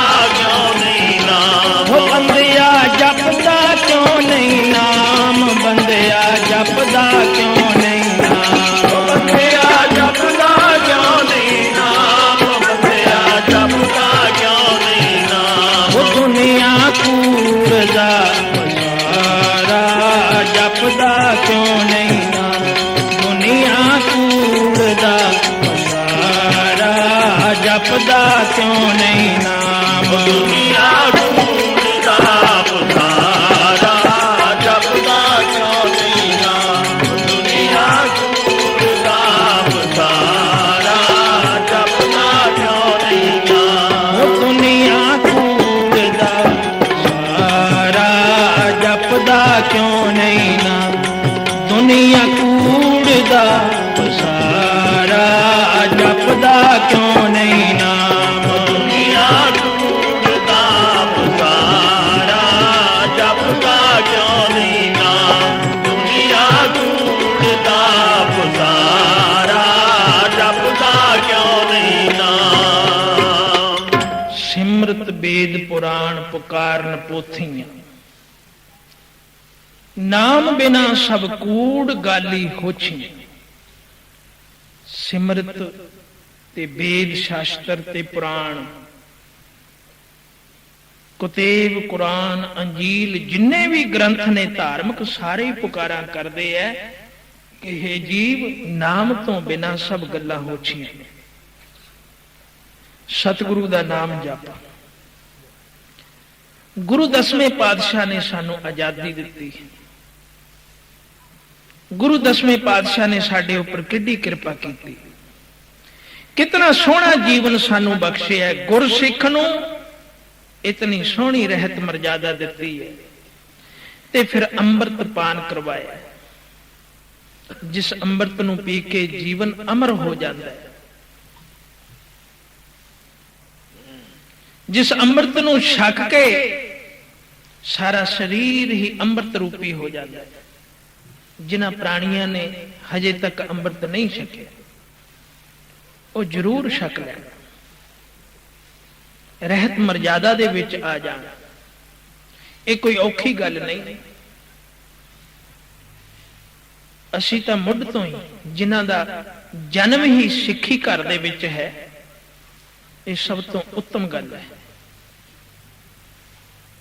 ਨਾਮ ਜਪਣ ਦੀ ਸਾਂਝ, ਸਤ ਸੰਗਤ ਕਰਨ ਦੀ ਸਾਂਝ ਸਾਰੇ ਧਰਮਾਂ ਦੀ ਸਾਂਝੀ ਹੈ। ਧਰਮ ਤਾਂ ਕੋਈ ਵੀ ਹੈ, ਭਾਵੇਂ ਕਿਸੇ ਵੀ ਕਿਸਮ ਦਾ ਛੋਟਾ ਧਰਮ ਗਿਣ ਲਓ, ਭਾਵ ਕਿ ਥੋੜੇ ਲੋਕਾਂ ਦਾ, ਚਾਹੇ ਜ਼ਿਆਦਾ। ਧਰਮ ਕੋਈ ਵੱਡਾ ਛੋਟਾ ਨਹੀਂ ਹੁੰਦਾ। ਲੋਕ ਵੱਧ ਘਟ ਸਕਦੇ ਨੇ ਧਰਮ ਦੇ ਵਿੱਚ। ਹਰ ਇੱਕ ਧਰਮ ਹੈ ਜਿਹੜਾ, ਉਹ ਇਹੀ ਇਜਾਜ਼ਤ ਦਿੰਦਾ ਕਿ ਬੁਰੇ ਕੰਮ ਛੱਡ ਦੇ। ਹਰ ਇੱਕ ਧਰਮ ਦੇ ਵਿੱਚ ਸੱਚ ਨੂੰ ਹੀ ਬਿਆਨਿਆ ਜਾਂਦਾ ਹੈ ਕਿ ਸੱਚ ਬੋਲ, ਸਦਾ ਸੱਚ ਬੋਲ। ਪਰ ਅੱਜ ਕੱਲ ਦਾ ਜਵਾਨਾ ਕੀ ਹੈ? ਸਤਿਗੁਰੂ ਜੀ ਤਾਂ ਕਹਿੰਦੇ ਆ, ਤੇਰੇ ਬੁੱਲਾਂ ਨੂੰ ਹੈ ਸਿੱਖਾ, ਝੂਠ ਦਾ ਸਪਰਸ਼ ਹੀ ਨਹੀਂ ਹੋਣਾ ਚਾਹੀਦਾ। ਪਰ ਅਸੀਂ ਤਾਂ ਪਲ ਪਲ ਝੂਠ ਬੋਲਦੇ, ਸਦਾ ਹੀ ਝੂਠ ਬੋਲਦੇ। ਇਤਨਾ ਝੂਠ ਬੋਲਦੇ ਆ ਕਿ ਗੌਰ ਹੀ ਨਹੀਂ ਕਰਦੇ ਕਿ ਅਸੀਂ ਝੂਠ ਬੋਲਦੇ। ਅਸੀਂ ਕੁਝ ਕੰਮਕਾਰ ਵੀ ਐਸੇ ਬਣਾ ਲਏ ਨੇ ਜਿਨ੍ਹਾਂ ਨੂੰ ਨੀਤੀਆਂ ਅਪਣਾ ਲਿਆ ਕਿ ਝੂਠ ਨਹੀਂ ਹੋ ਸਕਦਾ, ਇਹ ਤਾਂ ਨੀਤੀ ਹੈ। ਪਰ ਇਹ ਛੋਟਾ ਛੋਟਾ ਝੂਠ ਵੀ ਸਾਨੂੰ ਕੂੜ ਦੇ ਵੱਲ ਨੂੰ ਲਈ ਜਾਂਦਾ ਹੈ। ਇਹ ਸਾਰੀ ਦੁਨੀਆ ਕੂੜ ਦਾ ਪਸਾਰ ਹੈ। ਪਰ ਕਲਯੁਗ ਹੈ। ਕਲਯੁਗ ਦੇ ਵਿੱਚ ਗੁਰੂ ਨਾਨਕ ਸੱਚੇ ਪਾਤਸ਼ਾਹ ਨੇ ਜਿਸ ਵੇਲੇ ਮਰਦਾਨੇ ਨੇ ਤੱਕਿਆ ਨਾ ਕਲਯੁਗ ਨੂੰ, ਝੱਖੜ ਮੀਂਹ ਹਨੇਰੀ ਤੇ ਇਤਨਾ ਲੰਮਾ ਆਕਾਰ, ਭਖਦੇ ਹੋਏ ਨੈਣ, ਆਕਾਸ਼ ਨੂੰ ਲੱਗਿਆ ਹੋਇਆ ਸਿਰ। ਮਰਦਾਨਾ ਇੰਨਾ ਭੈ ਭੀਤ ਹੋ ਗਿਆ, ਗੁਰੂ ਨਾਨਕ ਸੱਚੇ ਪਾਤਸ਼ਾਹ ਨੇ ਉਸ ਦੇ ਉੱਪਰ ਚਾਦਰ ਪਾ ਦਿੱਤੀ। ਮਰਦਾਨਿਆ, ਤੈਨੂੰ ਡਰ ਲੱਗਦਾ? ਗਰੀਬ ਨਵਾਜ, ਲਕੋ ਲੋ ਮੈਨੂੰ, ਮੇਤੋਂ ਇਹ ਭਿਆਨਕ ਸਰੂਪ ਦੇਖ ਨਹੀਂ ਹੁੰਦਾ। ਛੇਕ ਆਉਂਦਾ ਇਸ ਤੋਂ। ਆਪਣੇ ਪੱਲੇ ਹੇਠ ਲੈ ਲਿਆ ਮਰਦਾਨੇ ਨੇ। ਪਰ ਜਿਵੇਂ ਜਿਵੇਂ ਉਹ ਭਿਆਨਕ ਸਰੂਪ ਗੁਰੂ ਨਾਨਕ ਸੱਚੇ ਪਾਤਸ਼ਾਹ ਦੇ ਨੇੜੇ ਆਉਂਦਾ ਜਾਵੇ ਤਾਂ ਉਸ ਦਾ ਬਲ ਘਟਦਾ ਜਾਵੇ, ਸਰੂਪ ਘਟਦਾ ਗਿਆ ਉਸ ਦਾ। ਅਖੀਰ ਮਨੁੱਖ ਤੋਂ ਵੀ ਛੋਟਾ ਸਰੂਪ ਉਸ ਦਾ ਰਹਿ ਗਿਆ। ਛੋਟਾ ਜਿਹਾ ਬਾਲਕ ਬਣ ਕੇ ਅੱਗੇ ਆ ਗਿਆ। ਮਰਦਾਨੇ ਨੂੰ ਉਠਾਲਿਆ, ਮਰਦਾਨਿਆ ਹੁਣ ਦੇਖ, ਗਰੀਬ ਨਵਾਜ ਇਹ ਕੌਣ ਹੈ ਜੋ ਹੁਣੇ ਤਾਂ ਇਤਨਾ ਅਸਥੂਲ ਸੀ ਤੇ ਹੁਣ ਛੋਟਾ ਜਿਹਾ ਬਣ ਗਿਆ? ਕਹਿਣ ਲੱਗੇ ਇਹ ਕਲਯੁਗ ਹੈ, ਕਲਯੁਗ, ਕਲਯੁਗ ਹੈ ਇਹ। ਤਾਂ ਉਹ ਬੜਾ ਹੈਰਾਨ ਹੋਇਆ, ਕਹਿਣ ਲੱਗਿਆ ਤੁਸੀਂ ਮੇਰਾ ਨਾਮ ਜਾਣਦੇ ਹੋ, ਤੁਸੀਂ ਮੈਨੂੰ ਪਛਾਣ ਲਿਆ? ਕਹਿਣ ਲੱਗੇ ਹਾਂ, ਤੈਨੂੰ ਨਹੀਂ ਅਸੀਂ ਜਾਣਦੇ। ਤਦ ਤਾਂ ਫਿਰ ਤੁਸੀਂ ਨਿਰੰਕਾਰ ਹੋਏ, ਅੰਤਰਜਾਮੀ ਹੋਏ। ਇਹ ਰਾਜ ਮੇਰਾ ਹੈ। ਗੁਰੂ ਨਾਨਕ ਸੱਚੇ ਪਾਤਸ਼ਾਹ ਅੱਗੇ ਕਲਯੁਗ ਕਹਿਣ ਲੱਗਿਆ, ਇਹ ਰਾਜ ਮੇਰਾ ਹੈ, ਤੁਸੀਂ ਮੈਨੂੰ ਰਾਜ ਦਿੱਤਾ ਹੈ। ਪਹਿਲਾਂ ਸਤਜੁਗ ਸੀ, ਤ੍ਰੇਤਾ ਸੀ, ਦੁਆਪਰ ਸੀ, ਹੁਣ ਕਲਯੁਗ ਹੈ। ਕਲਯੁਗ ਦੇ ਵਿੱਚ ਰਾਜ ਮੇਰਾ ਹੈ, ਇਹ ਮੇਰਾ ਸਮਾਂ ਹੈ, ਤੇ ਤੁਸੀਂ ਲੋਕਾਂ ਨੂੰ ਨਾਮ ਜਪਾਈ ਜਾਂਦੇ ਹੋ, ਸਤਸੰਗਤ ਕਰਾਈ ਜਾਂਦੇ ਹੋ। ਕਿਉਂ ਮੇਰੇ ਰਾਜ ਦੇ ਵਿੱਚ? ਮੇਰੇ ਰਾਜ 'ਚ ਮੇਰਾ ਹੀ ਕਾਨੂੰਨ ਚੱਲੇਗਾ। ਮੈਂ ਸੰਗਤ ਨਹੀਂ ਹੋਣ ਦੇਣੀ, ਮੈਂ ਕੀਰਤਨ ਨਹੀਂ ਹੋਣ ਦੇਣਾ, ਮੈਂ ਨਾਮ ਨਹੀਂ ਜਪਣ ਦੇਣਾ ਕਿਸੇ ਨੂੰ। ਤਾਂ ਸਤਿਗੁਰੂ ਨਾਨਕ ਸੱਚੇ ਪਾਤਸ਼ਾਹ ਨੇ ਸਾਡੀ ਹਮਾਇਤ ਕੀਤੀ, ਬਿਰਧ ਪਛਾਣੇ ਆਪ ਦਾ। ਠੀਕ ਤੇਰਾ ਰਾਜ ਹੈ ਕਲਯੁਗ, ਤੂੰ ਰਾਜ ਕਰ। ਪਰ ਜੀ ਫਿਰ ਮੈਂ ਰਾਜ ਕਰਾਂ ਕਿਸ ਤੇ? ਕਿਹਦੇ ਉੱਪਰ ਰਾਜ ਕਰਾਂ? ਲੋਕਾਂ ਨੂੰ ਤਾਂ ਤੁਸੀਂ ਭਗਤ ਬਣਾਈ ਜਾਂਦੇ ਹੋ, ਮੇਰਾ ਭਗਤ ਤਾਂ ਕੋਈ ਰਹਿਣ ਨਹੀਂ ਦਿੱਤਾ ਤੁਸੀਂ। ਮੇਰੇ ਭਗਤ ਤਾਂ ਬਹੁਤ ਘਟ ਜਾਣਗੇ, ਇਸ ਤਰ੍ਹਾਂ ਮਨਮੁਖ ਜ਼ਿਆਦਾ ਹੋਣੇ ਚਾਹੀਦੇ ਨੇ। ਕਹਿਣ ਲੱਗੇ ਕਲਯੁਗ ਤੇਰਾ ਪ੍ਰਭਾਵ ਤਾਂ ਬੜਾ ਹੈ ਦੁਨੀਆ ਦੇ ਉੱਪਰ। ਇਸ ਸਮੇਂ ਦੇ ਵਿੱਚ 4 ਦੁਕਾਨਾਂ ਤੇਰੀਆਂ, 4 ਦੁਕਾਨਾਂ ਤੇਰੀਆਂ ਹੋਣਗੀਆਂ। ਉਹਨਾਂ 4 ਦੁਕਾਨਾਂ ਤੇ ਮੇਰਾ ਸਿੱਖ ਨਹੀਂ ਜਾਵੇਗਾ। ਜੇ ਜਾਵੇਗਾ ਤਾਂ ਉਹ ਤੇਰਾ ਰਹੇ, ਜਿਵੇਂ ਮਰਜੀ ਉਸ ਨੂੰ ਖਾਈ ਵੱਢੀ ਜਾਏ। 10ਵੇਂ ਪਾਤਸ਼ਾਹ ਸਾਹਿਬ ਸ੍ਰੀ ਗੁਰੂ ਗੋਬਿੰਦ ਸਿੰਘ ਜੀ ਮਹਾਰਾਜ ਜੀ ਨੇ ਜਿਸ ਵੇਲੇ ਬਠਿੰਡੇ ਦੇ ਕਿਲੇ ਵਿੱਚੋਂ ਕਾਣੇ ਦਿਓ ਨੂੰ ਕੱਢਿਆ, ਕਾਣਾ ਦਿਓ ਸੀ, ਉੱਥੇ ਇੱਕ ਅੱਖ ਹੈ ਨਹੀਂ ਸੀ, ਉਹਦੀ ਦੈਂਤ ਸੀ। ਜਿਸ ਵੇਲੇ ਉਸ ਨੂੰ ਕੱਢਿਆ, ਕਹਿਣ ਲੱਗਿਆ ਜੀ ਕਿੱਥੇ ਜਾਵਾਂ, ਕਿੱਥੇ ਜਾਵਾਂ, ਮੇਰਾ ਟਿਕਾਣਾ ਕੀ ਹੈ, ਮੇਰੇ ਤੇ ਰਹਿਮਤ ਕਰੋ। ਕਹਿਣ ਲੱਗੇ ਤੇਰੀ ਆਯੂ ਬੜੀ ਹੈ, ਤੈਂ ਆਪਣਾ ਕਰਮ ਭੋਗਣਾ, ਤੂੰ ਇਸੇ ਜੂਨੀ ਦੇ ਵਿੱਚ ਰਹਿਣਾ ਹੈ। ਕਿਉਂਕਿ ਬ੍ਰਹਿਮੰਡ ਬਹੁਤ ਨੇ, ਕਈ ਕੋਟ ਭੂਤ ਪ੍ਰੇਤ ਸੂਕਰ ਮਿਰਗਾਚ, ਕਰੋੜਾਂ ਹੀ ਬ੍ਰਹਿਮੰਡ ਨੇ। ਕਿਸੇ ਦੇ ਵਿੱਚ ਭੂਤ ਪ੍ਰੇਤ ਵਸਦੇ ਨੇ, ਦੈਂਤ ਵਸਦੇ ਨੇ, ਕਿੰਨਰ ਵਸਦੇ ਨੇ, ਜਖ ਵਸਦੇ ਨੇ, ਦੇਵੀ ਦੇਵਤੇ ਵਸਦੇ ਨੇ। ਆ ਬ੍ਰਹਿਮੰਡ ਮਾਤ ਲੋਕ 'ਚ ਮਨੁੱਖ ਵਸਦੇ ਨੇ, ਇਨਸਾਨ ਵਸਦੇ ਨੇ। ਕਰੋੜਾਂ ਹੀ ਬ੍ਰਹਿਮੰਡ ਨੇ। ਐਸੇ ਬ੍ਰਹਿਮੰਡ ਵੀ ਨੇ ਜਿੱਥੇ ਭੂਤ ਪ੍ਰੇਤ ਵਸਦੇ ਨੇ, ਉਹ ਉੱਥੇ ਹੀ ਮਰਦੇ ਜੰਮਦੇ ਨੇ। ਅਵਗਤ ਰੂਹਾਂ ਐਸ ਬ੍ਰਹਿਮੰਡ ਦੇ ਵਿੱਚ ਵੀ ਹੈਗੇ। ਸੋ ਅੱਗੇ ਇਹ ਦੈਂਤ ਬਹੁਤ ਆ ਜਾਂਦੇ ਸੀ, ਜਖ ਕਿੰਨਰ ਵੀ ਇਧਰ ਨੂੰ ਆ ਜਾਂਦੇ ਸੀ। ਪਰ ਗੁਰੂ ਨਾਨਕ ਸੱਚੇ ਪਾਤਸ਼ਾਹ ਨੇ, 10ਵੇਂ ਪਾਤਸ਼ਾਹ ਨੇ ਕਿਰਪਾ ਕੀਤੀ, ਇਹਨਾਂ ਨੂੰ ਭਜਾ ਦਿੱਤਾ, ਸਾਨੂੰ ਜੀਵਨ ਬਖਸ਼ਿਆ, ਸਾਨੂੰ ਆਜ਼ਾਦੀ ਦਿੱਤੀ ਹੈ। ਜੀ ਮੈਂ ਕਿੱਥੇ ਜਾਵਾਂਗਾ? ਕਹਿਣ ਲੱਗੇ ਸਰਹੰਦ ਚਲਿਆ ਜਾ। ਜੀ ਉੱਥੇ ਕਿੱਥੇ ਵਸਾਂਗਾ? ਕਹਿਣ ਲੱਗੇ ਜਿੱਥੇ 4 ਦੁਕਾਨਾਂ ਨੇ ਨਾ, ਕਲਯੁਗ ਦਾ ਪਹਿਰਾ ਹੋਊ ਜਿਸ ਘਰ ਦੇ ਵਿੱਚ, ਉਹ ਘਰ ਤੇਰਾ। ਜਿੱਥੇ ਸ਼ਰਾਬ ਹੈ, ਕਬਾਬ ਹੈ, ਵੇਸ਼ਵਾ ਕਰਮ ਨੇ, ਤਮਾਕੂ ਹੈ ਜਿੱਥੇ, ਉੱਥੇ ਤੇਰਾ ਵਾਸ ਹੈ, ਜਿਵੇਂ ਮਰਜ਼ੀ ਕਰੀ ਜਾਏ। ਸੋ ਗੁਰੂ ਨਾਨਕ ਸੱਚੇ ਪਾਤਸ਼ਾਹ ਨੇ ਵੀ ਇਸੇ ਤਰ੍ਹਾਂ ਆਖਿਆ ਕਿ 4 ਦੁਕਾਨਾਂ ਤੇਰੀਆਂ, ਸ਼ਰਾਬ ਦੀ, ਕਬਾਬ ਦੀ, ਵੇਸ਼ਵਾ ਕਰਮ ਦੀ ਤੇ ਝੂਠ ਬੋਲਣ ਦੀ। ਕੂੜ ਹੈ ਜਿੱਥੇ, ਜਿੱਥੇ ਸਤਸੰਗਤ ਹੈ ਨਹੀਂ, ਉਹ ਦੁਕਾਨ ਤੇਰੀ ਹੈ। ਕਬੀਰ ਜੀ ਨੇ ਵੀ ਬਾਣੀ ਵਿੱਚ ਆਖਿਆ, ਜਹ ਘਰ ਸਾਧ ਨ ਸੇਵੀ ਹੈ, ਹਰ ਕੀ ਪੂਜਾ ਨਾ ਹੈ।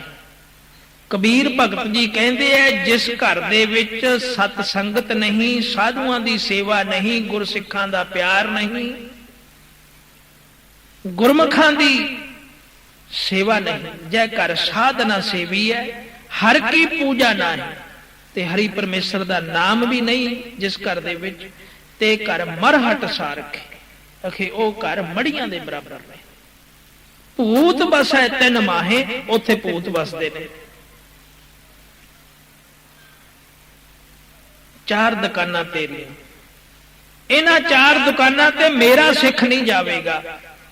ਸਾਧ ਸੰਗਤ ਜਰਾ ਖਿਆਲ ਕਰੋ, ਜੇ ਅਸੀਂ ਗੁਰੂ ਕੇ ਸਿੱਖ ਹਾਂ ਤਾਂ ਅਸੀਂ ਕਲਯੁਗ ਦੀਆਂ ਦੁਕਾਨਾਂ ਤੇ ਕਿਉਂ ਜਾਂਦੇ? ਤਮਾਕੂ ਦਾ ਸੇਵਨ ਕਿਉਂ ਕਰਦੇ ਆ? 10ਵੇਂ ਪਾਤਸ਼ਾਹ ਨੇ ਪਰਖ ਕਰਕੇ ਦਿਖਾਈ। ਤਮਾਕੂ ਦੇ ਖੇਤ ਦੇ ਵਿੱਚ ਹੰਸਾਂ ਨੂੰ ਵੀ ਛੱਡਿਆ, ਪੰਛੀਆਂ ਨੂੰ ਵੀ ਛੱਡਿਆ, ਜਾਨਵਰਾਂ ਨੂੰ ਵੀ ਛੱਡਿਆ, ਕਿਸੇ ਨੇ ਤਮਾਕੂ ਨਹੀਂ ਖਾਦਾ। ਗੁਰਸਿੱਖਾਂ ਨੂੰ ਦਿਖਾਇਆ, ਇੱਕ ਦਿਨ ਗਧੇ ਵੀ ਛੱਡੇ ਵਿੱਚ, ਗਧਾ ਵੀ ਤਮਾਕੂ ਨਹੀਂ ਖਾਂਦਾ, ਤੇ ਬੰਦਾ ਗਧੇ ਤੋਂ ਵੀ ਮਾੜਾ ਜਿਹੜਾ ਤਮਾਕੂ ਪੀਂਦਾ। ਸਤਿਗੁਰੂ ਸੱਚੇ ਪਾਤਸ਼ਾਹ ਨੇ ਆਖਿਆ, ਸਿੱਖਾ ਦੇਖ ਲੈ, ਇਸ ਨੂੰ ਗਧਾ ਵੀ ਪਸੰਦ ਨਹੀਂ ਕਰਦਾ, ਐਡੀ ਭੈੜੀ ਚੀਜ਼ ਹੈ। ਵਰਜਿਤ ਕੀਤਾ। ਅਸੀਂ ਕਿਉਂ ਨਸ਼ੇ ਵਰਤਦੇ ਹਾਂ? ਕਿਉਂ ਪੁੱਠੇ ਪਾਸੇ ਜਾਂਦੇ ਹਾਂ? ਸਾਨੂੰ ਜੀਵਨ ਮਿਲਿਆ, ਅਮੋਲਕ ਸਵਾਸ ਮਿਲੇ ਨੇ, ਇਹਨਾਂ ਨੂੰ ਅੰਜਾਈ ਨਾ ਗਵਾਓ। ਸੂਹਬ ਤਾਂ ਸੁਹਾਗਣੀ ਜਾਂ ਮੰਨ ਲੈ ਸੱਚ ਨਾਉ। हे ਸਿੱਖਾ, ਤੂੰ ਤਾਂ ਸੋਹਣਾ ਲੱਗੇਗਾ ਜੇ ਸਤਿਗੁਰੂ ਦੇ ਨਾਮ ਨੂੰ ਮੰਨ ਲਵੇਂਗਾ, ਫਿਰ ਤੂੰ ਸੁਹਾਗਣ ਬਣ ਜਾਵੇਂਗਾ। ਗੁਰੂ ਵਾਲਾ ਬਣ ਕੇ ਰਹਿ, ਸਤਿਗੁਰੂ ਆਪਣਾ ਮਨਾਈ ਲੈ। ਜੇ ਤੇਰੇ ਅਮਲ ਸ਼ੁੱਧ ਹੋਣਗੇ, ਸਤਿਗੁਰੂ ਅੱਗੇ ਬੇਨਤੀ ਕਰੇਗਾ, ਮਨ ਮੰਨ ਜਾਵੇ ਤੇਰਾ, ਪਾਪਾਂ ਵੱਲੋਂ ਹਟ ਜਾਵੇਂ। ਨਿਸ਼ਾਨੀ ਹੈ ਸਤਿਗੁਰੂ ਦੀ ਬਖਸ਼ਿਸ਼ ਦੀ ਕਿ ਜਿਸ ਸਿੱਖ ਦੇ ਉੱਪਰ ਬਖਸ਼ਿਸ਼ ਹੈ, ਉਸ ਦੀ ਨਿਸ਼ਾਨੀ ਹੈ ਕਿ ਉਸ ਦਾ ਅੰਮ੍ਰਿਤ ਵੇਲੇ ਉੱਠਣ ਨੂੰ ਜੀ ਕਰੇਗਾ, ਬਾਣੀ ਪੜ੍ਹਨ ਨੂੰ ਉਸ ਦਾ ਜੀ ਕਰੇਗਾ, ਇੱਕ ਗਰੀਬਾਂ ਦੇ ਉੱਪਰ ਰਹਿਮ ਕਰੇਗਾ, ਦਇਆ ਆਵੇਗੀ ਉਸ ਦੇ ਮਨ ਵਿੱਚ, ਸਬਰ ਹੋਵੇਗਾ, ਸੰਤੋਖ ਹੋਵੇਗਾ। ਜੇ ਇਹ ਗੱਲਾਂ ਸਾਡੇ ਚਿੱਤ ਵਿੱਚ ਆਉਂਦੀਆਂ ਨੇ, ਰੋਜ਼ ਨਾਮ ਜਪਣ ਨੂੰ ਜੀ ਕਰਦਾ ਹੈ, ਸੰਗਤ ਕਰਨ ਨੂੰ ਜੀ ਕਰਦਾ ਹੈ, ਗੁਰੂ ਕੇ ਦਰਸ਼ਨ ਕਰਨ ਵਾਸਤੇ ਜੀ ਕਰਦਾ ਹੈ, ਸੇਵਾ ਕਰਨ ਵਾਸਤੇ ਜੀ ਕਰਦਾ ਹੈ, ਤਾਂ ਸਮਝ ਲਓ ਸਾਡੇ ਉੱਪਰ ਸੱਚੇ ਪਾਤਸ਼ਾਹ ਦੀ ਬਖਸ਼ਿਸ਼ ਹੈ। ਪਰ ਜੇ ਸਾਡਾ ਮਨ ਨਾਮ ਜਪਣ ਨੂੰ ਨਹੀਂ ਕਰਦਾ, ਨਫ਼ਰਤ ਦੇ ਵਿੱਚ ਹੈ, ਅਸੀਂ ਪਾਪ ਕਰਦੇ ਹਾਂ, ਝੂਠ ਬੋਲਦੇ ਹਾਂ, ਨਸ਼ੇ ਕਰਦੇ ਹਾਂ, ਕਬਾਬ ਖਾਂਦੇ ਹਾਂ, ਮੰਦਾ ਬੋਲਦੇ ਹਾਂ, ਤੇ ਫਿਰ ਸਾਡੇ ਤੇ ਬਖਸ਼ਿਸ਼ ਗੁਰੂ ਦੀ ਨਹੀਂ ਹੈ, ਅਸੀਂ ਕਲਯੁਗ ਸ਼ੈਤਾਨ ਦੀ ਪ੍ਰੇਰਣਾ ਵਿੱਚ। ਫਿਰ ਜਦੋਂ ਦੁੱਖ ਬਣੇਗਾ, ਕਿਸ ਮੂੰਹ ਦੇ ਨਾਲ ਸਤਿਗੁਰੂ ਦੇ ਅੱਗੇ ਬੇਨਤੀ ਕਰਾਂਗੇ ਕਿ हे ਸਾਹਿਬ ਸਾਡੀ ਰੱਖਿਆ ਕਰ? ਰੱਖਿਆ ਵੀ ਉਹਨਾਂ ਦੀ ਹੁੰਦੀ ਹੈ ਜਿਹੜੇ ਰੋਜ਼ ਦੇ ਨਿਤ ਨੇ, ਸ਼ੁਭ ਅਮਲਾਂ ਵਾਲੇ ਨੇ। ਸੋ ਸਾਡਾ ਸਿੱਖੀ ਜੀਵਨ ਹੈ, ਸਾਨੂੰ ਸਤਿਗੁਰੂ ਨੇ ਬੁੱਧੀ ਬਖਸ਼ੀ ਹੈ, ਚੰਗੇ ਮਾੜੇ ਦੀ ਸਾਨੂੰ ਪਛਾਣ ਹੈ। ਆ 36 ਪਦਾਰਥ ਥਾਲ ਦੇ ਵਿੱਚ ਪਾ ਕੇ ਰੱਖ ਲੈ ਕਿਸੇ ਨੇ, ਆਖਿਆ ਜੀ ਛਕੋ। ਉਹ ਛਕਣੀ ਲੱਗਿਆ ਸੀ ਕਿ ਇੱਕ ਛਿੱਟ ਗੰਦਗੀ ਦੀ ਉਸਨੇ ਥਾਲ ਦੇ ਨਾਲ ਲਾ ਦਿੱਤੀ। ਥਾਲ ਦੇ ਨਾਲ ਇੱਕ ਛਿੱਟ ਗੰਦਗੀ ਦੀ ਲਾ ਦਿੱਤੀ ਉਸਨੇ। ਖਾਣ ਵਾਲੇ ਨੇ ਥਾਲ ਪਰੇ ਕਰ ਦਿੱਤਾ। ਸਿਆਣਾ ਪੁਰਸ਼ ਕਦੇ ਨਹੀਂ ਖਾਵੇਗਾ, ਅੱਖੀਂ ਦੇਖ ਕੇ। ਕਿਉਂ ਜੀ? ਖਾਂਦੇ ਕਿਉਂ ਨਹੀਂ? ਬਈ ਇਹ ਭ੍ਰਿਸ਼ਟਿਆ ਗਿਆ, ਆ ਤੇਰਾ ਗੰਦਗੀ ਵਾਲਾ ਹੱਥ ਇਸ ਨੂੰ ਲੱਗ ਗਿਆ।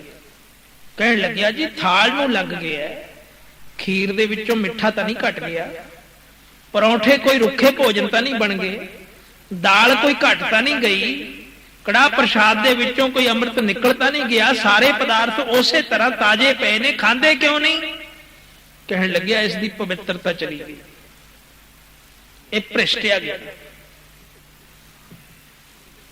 ਇਸੇ ਤਰ੍ਹਾਂ ਸਾਡੀ ਦੇਹੀ ਦਾ ਹਾਲ ਹੈ। ਨਾਮ ਤਾਂ ਅਸੀਂ ਜਦੋਂ ਮਰਜ਼ੀ ਜਪ ਸਕਦੇ ਹਾਂ। ਕਈਆਂ ਦਾ ਕਹਿਣਾ ਹੈ ਕਿ ਨਸ਼ੇ ਵਰਤੋ, ਸ਼ਰਾਬਾਂ ਪੀਓ, ਕਬਾਬ ਖਾਓ, ਜਦੋਂ ਬਿਰਧ ਅਵਸਥਾ ਆਵੇਗੀ ਸਭ ਕੁਝ ਛੱਡ ਕੇ ਗੁਰਮੁਖ ਬਣ ਜਾਾਂਗੇ, ਅੰਮ੍ਰਿਤ ਛਕ ਲਾਂਗੇ, ਕਿਰਪਾਨਾਂ ਪਾ ਲਾਂਗੇ। ਪਰ ਫਿਰ ਸਤਿਗੁਰੂ ਨੇ ਨਹੀਂ ਸਿਆਣਨਾ ਜੇ ਤੁਹਾਨੂੰ। ਇਹ ਦੇਹੀ ਭ੍ਰਿਸ਼ਟੀ ਗਈ ਤੁਹਾਡੀ, ਫਿਰ ਇਸ ਨੂੰ ਗੰਦਗੀ ਦੀ ਉਂਗਲੀ ਲੱਗ ਗਈ। ਦੁੱਧਾ ਥਣੀ ਨਾ ਆਵੇ ਫਿਰ ਹੋਏ ਨਾ ਮੇਲਾ,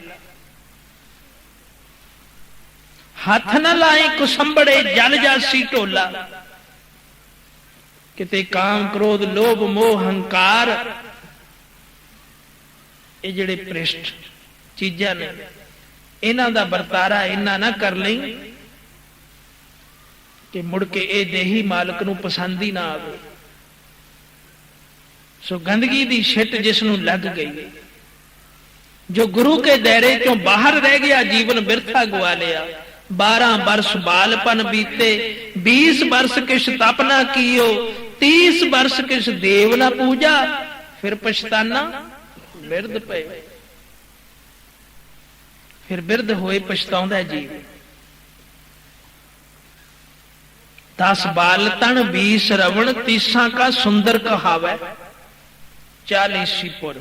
ਸਤਿਗੁਰੂ ਜੀ ਅਵਸਥਾ ਦੱਸਦੇ ਨੇ ਜੀਵ ਦੀ ਕਿ 10 ਸਾਲ ਤੱਕ ਤੇਰਾ ਬਾਲਪਣ ਹੈ।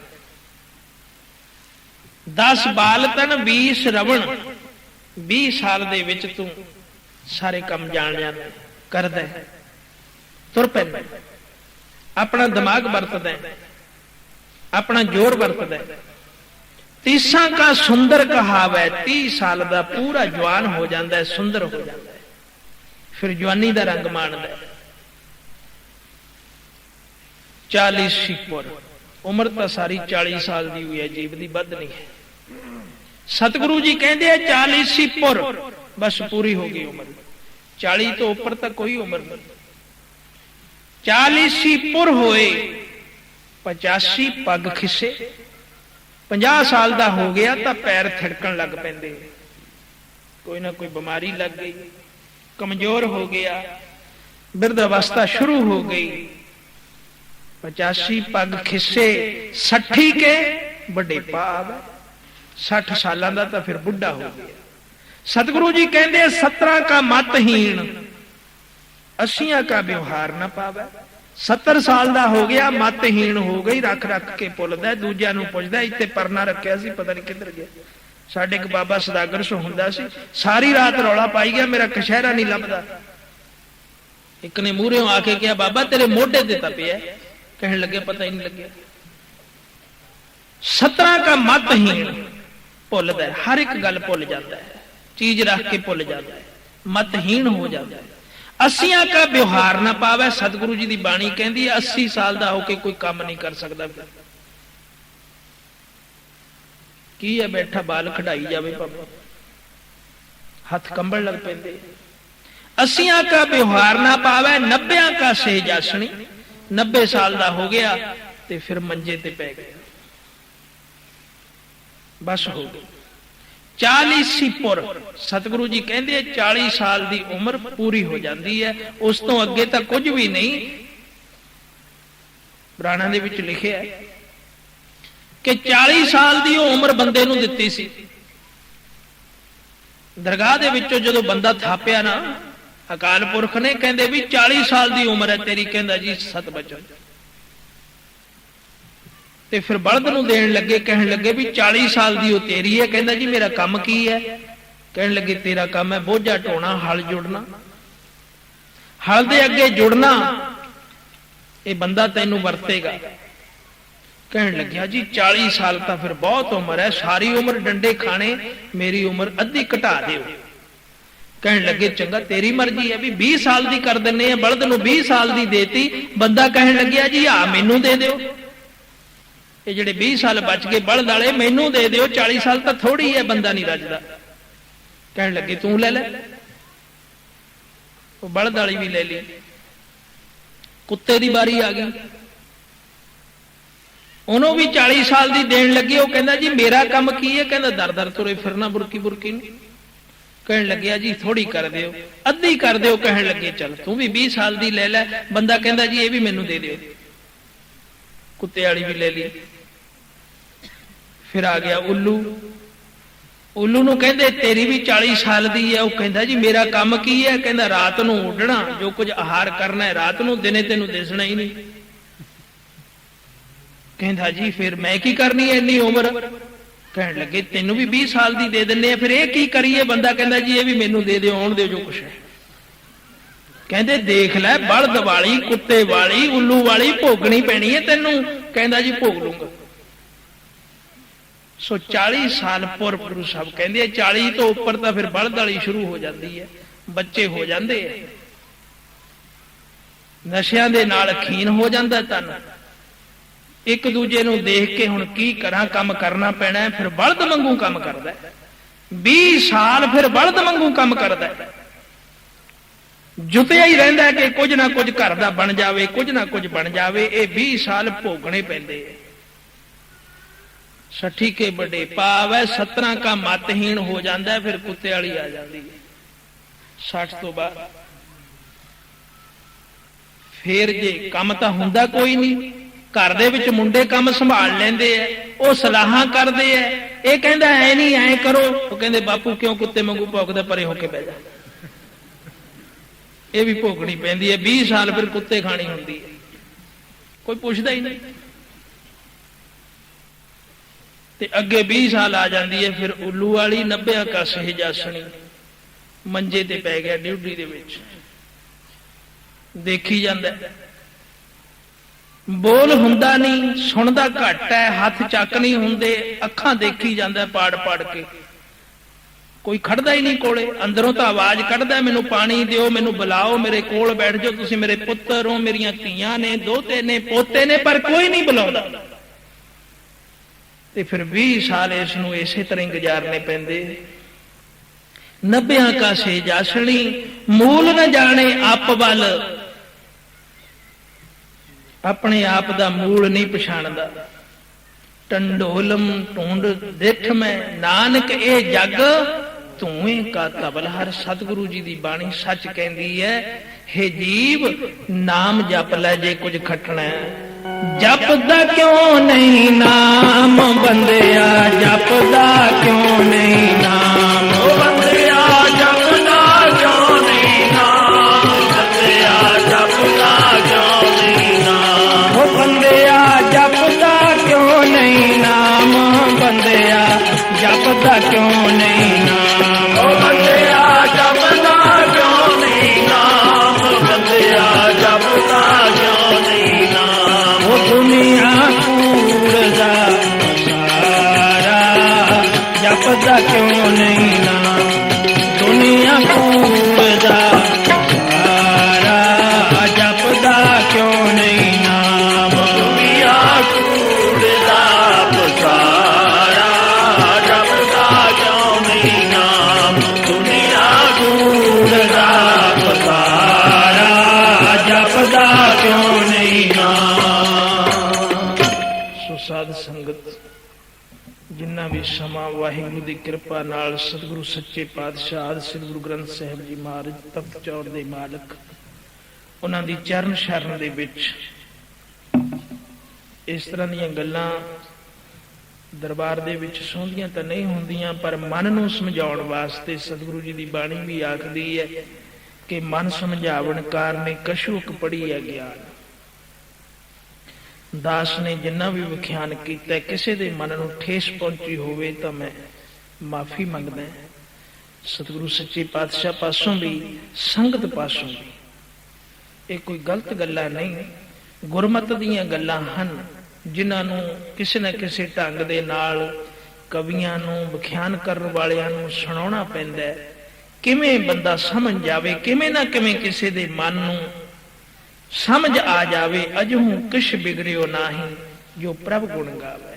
ਮੈਂ ਤਾਂ ਆਪਣੇ ਮਨ ਪ੍ਰਤੀ ਹੀ ਸੋਚਦਾ ਹੁੰਦਾ ਕਿ ਆਪ ਦੇ ਮਨ ਨੂੰ ਇਹ ਸਮਝਾਉਣਾ ਕਿ ਬਾਣੀ ਮੁੜ ਮੁੜ ਚੋਟਾ ਮਾਰਦੀ ਹੈ, ਤੂੰ ਸਮਝ ਜਾ ਕਿ ਐਸਾ ਸਿੰਗਾਰ ਬਣਾਏ ਤੂੰ, ਮੈਲਾ ਕਦੇ ਨਾ ਹੋਵੇ, ਅਹਨਸ ਲਾਗੈ ਭਾਉ। ਸਤਿਗੁਰੂ ਜੀ ਕਹਿੰਦੇ ਆ, ਹੇ ਜੀਵ, ਹੇ ਮਨ, ਹੇ ਪ੍ਰਾਣੀ, ਐਸੇ ਸਿੰਗਾਰ ਕਰ, ਐਸੇ ਅਮਲ ਕਰ ਕਿ ਸਤਿਗੁਰੂ ਜੀ ਦੀ ਪ੍ਰਸੰਨਤਾ ਮਿਲੇ ਤੇ ਕਦੇ ਵੀ ਮੈਲਾ ਨਾ ਹੋਵੇ।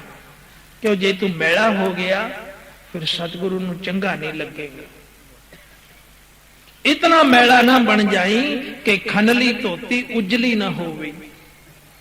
ਆ ਕੋਲੂ ਦੀ ਲੀਰ ਹੁੰਦੀ ਹੈ ਨਾ ਜਿਹੜੀ, ਇਹ ਇੰਨੀ ਮੈਲੀ ਹੋ ਜਾਂਦੀ ਹੈ, ਇੰਨੀ ਮੈਲੀ ਹੋ ਜਾਂਦੀ ਹੈ, ਇਹਨੂੰ ਭਾਵੇਂ 100 ਵਾਰੀ ਧੋ ਲਓ, ਇਸ ਦੀ ਮੈਲ ਨਹੀਂ ਦੂਰ ਹੁੰਦੀ। ਜੇ ਜ਼ਿਆਦਾ ਹੀ ਸੋਢੇ ਇਸ ਵਿੱਚ ਪਾ ਕੇ ਧੋਵਾਂਗੇ, ਬੋਦੀ ਹੋ ਕੇ ਫਟ ਜਾਵੇ, ਸੁੱਚੀ ਨਹੀਂ ਹੁੰਦੀ ਕਦੇ ਵੀ, ਚਿੱਟੀ ਨਹੀਂ ਹੁੰਦੀ ਕਦੇ ਵੀ। ਸੋ ਇਹ ਦੇਹੀ ਵੀ ਕਿਤੇ ਤੇਰੀ ਖਨਲੀ ਨਾ ਬਣ ਜਾਵੇ। ਕੋਲੋ ਦੀ ਲੀਰ ਨਾ ਬਣ ਜਾਵੇ, ਕਿਉਂ ਇਹ ਵੀ ਤਨ ਕੱਪੜਾ ਹੈ। ਕਰਮੀ ਆਵੇ ਕੱਪੜਾ ਨਦਰੀ ਮੋਖ ਦੁਆਰ। ਸਤਿਗੁਰੂ ਜੀ ਕਹਿੰਦੇ ਨੇ ਇਹ ਸਰੀਰ, ਇਹ ਕੱਪੜਾ ਤਨ ਰੂਪੀ ਜਿਹੜਾ ਤੈਨੂੰ ਮਿਲਿਆ ਚੋਲਾ, ਇਸ ਨੂੰ ਸਾਫ਼ ਰੱਖ। ਤਨ ਦੇ ਉੱਪਰੋਂ ਕੱਪੜਾ ਕਦੋਂ ਵਿਛੜਦਾ ਹੈ? ਜਦੋਂ ਮੈਲਾ ਹੋ ਜਾਂਦਾ। ਮੈਲੇ ਕੱਪੜੇ ਨੂੰ ਸਿਆਣਾ ਪੁਰਸ਼ ਕਦੇ ਨਹੀਂ ਪਾਉਂਦਾ, ਲਾਹ ਕੇ ਟੰਗ ਦਿੰਦਾ, ਕਹਿੰਦਾ ਹੁਣ ਇਸ ਨੂੰ ਧੋਵੋ। ਮੈਲਾ ਹੋਇਆ ਤਾਂ ਆਪਣੇ ਮਾਲਕ ਦੇ ਨਾਲੋਂ ਵਿਛੜਿਆ ਨਾ, ਤੇ ਫਿਰ ਕਿੰਨੇ ਸੋਢਿਆਂ ਸਾਬਣਾਂ ਦੇ ਵਿੱਚ, ਤੇ ਅੱਜ ਕੱਲ ਤਾਂ ਮਸ਼ੀਨਾਂ ਦੇ ਵਿੱਚ ਪੁਆਟਣੀਆਂ ਦਿੰਦੇ ਨੇ, ਤਦ ਕਿਤੇ ਜਾ ਕੇ ਨਿਰਮਲ ਹੁੰਦਾ। ਜੇ ਪਾਟ ਜਾਵੇ ਤਾਂ ਗਿਆ ਕੰਮ। ਜੇ ਇੱਕ ਵਾਰੀ ਅੱਛਾ ਹੋ ਗਿਆ ਫਿਰ ਵੀ ਪ੍ਰੈਸ ਕਰਕੇ, ਜੇ ਮਾਲਕ ਨੂੰ ਚੰਗਾ ਲੱਗੇ ਤਾਂ ਪਾਉਂਦਾ, ਨਹੀਂ ਤਾਂ ਸੁੱਟ ਦਿੰਦਾ। ਸੋ ਇਹ ਤਨ ਵੀ ਸਾਨੂੰ ਕੱਪੜਾ ਮਿਲਿਆ, ਇਸ ਨੂੰ ਇੰਨਾ ਮੈਲਾ ਨਾ ਕਰ ਲਵੀਂ ਕਿ ਮੁੜ ਕੇ ਇਹ ਮਾਲਕ ਨੂੰ ਚੰਗਾ ਹੀ ਨਾ ਲੱਗੇ ਤੇ ਸੁੱਟ ਦੇਵੇ ਤੈਨੂੰ ਫਿਰ 84 ਲੱਖ ਜੂਨਾਂ ਦੇ ਵਿੱਚ। ਕਦੋਂ ਮਿਲੇਗਾ ਸਤਿਗੁਰੂ ਨੂੰ? ਸੋ ਐਸਾ ਸਿੰਗਾਰ ਬਣਾਏ ਤੂੰ, ਮੈਲਾ ਕਦੇ ਨਾ ਹੋਵੇ, ਅਹਨਸ ਲਾਗੈ ਭਾਉ। ਤੇਰੇ ਹਿਰਦੇ ਦੇ ਵਿੱਚ ਪ੍ਰੇਮ ਹੋ ਜਾਵੇ ਸਤਿਗੁਰੂ ਦਾ। ਸੋ ਸਾਧ ਸੰਗਤ ਕੰਤਰੀਨ ਦਾਸ ਮਾਫੀ ਦਾ ਜਾਚਕ ਹੈ ਜੇ ਵੱਧ ਘੱਟ ਕੋਈ ਲਫ਼ਜ਼ ਬੋਲਿਆ ਗਿਆ ਹੋਵੇ। ਵਾਹਿਗੁਰੂ ਜੀ ਕਾ ਖਾਲਸਾ, ਵਾਹਿਗੁਰੂ ਜੀ ਕੀ ਫਤਿਹ।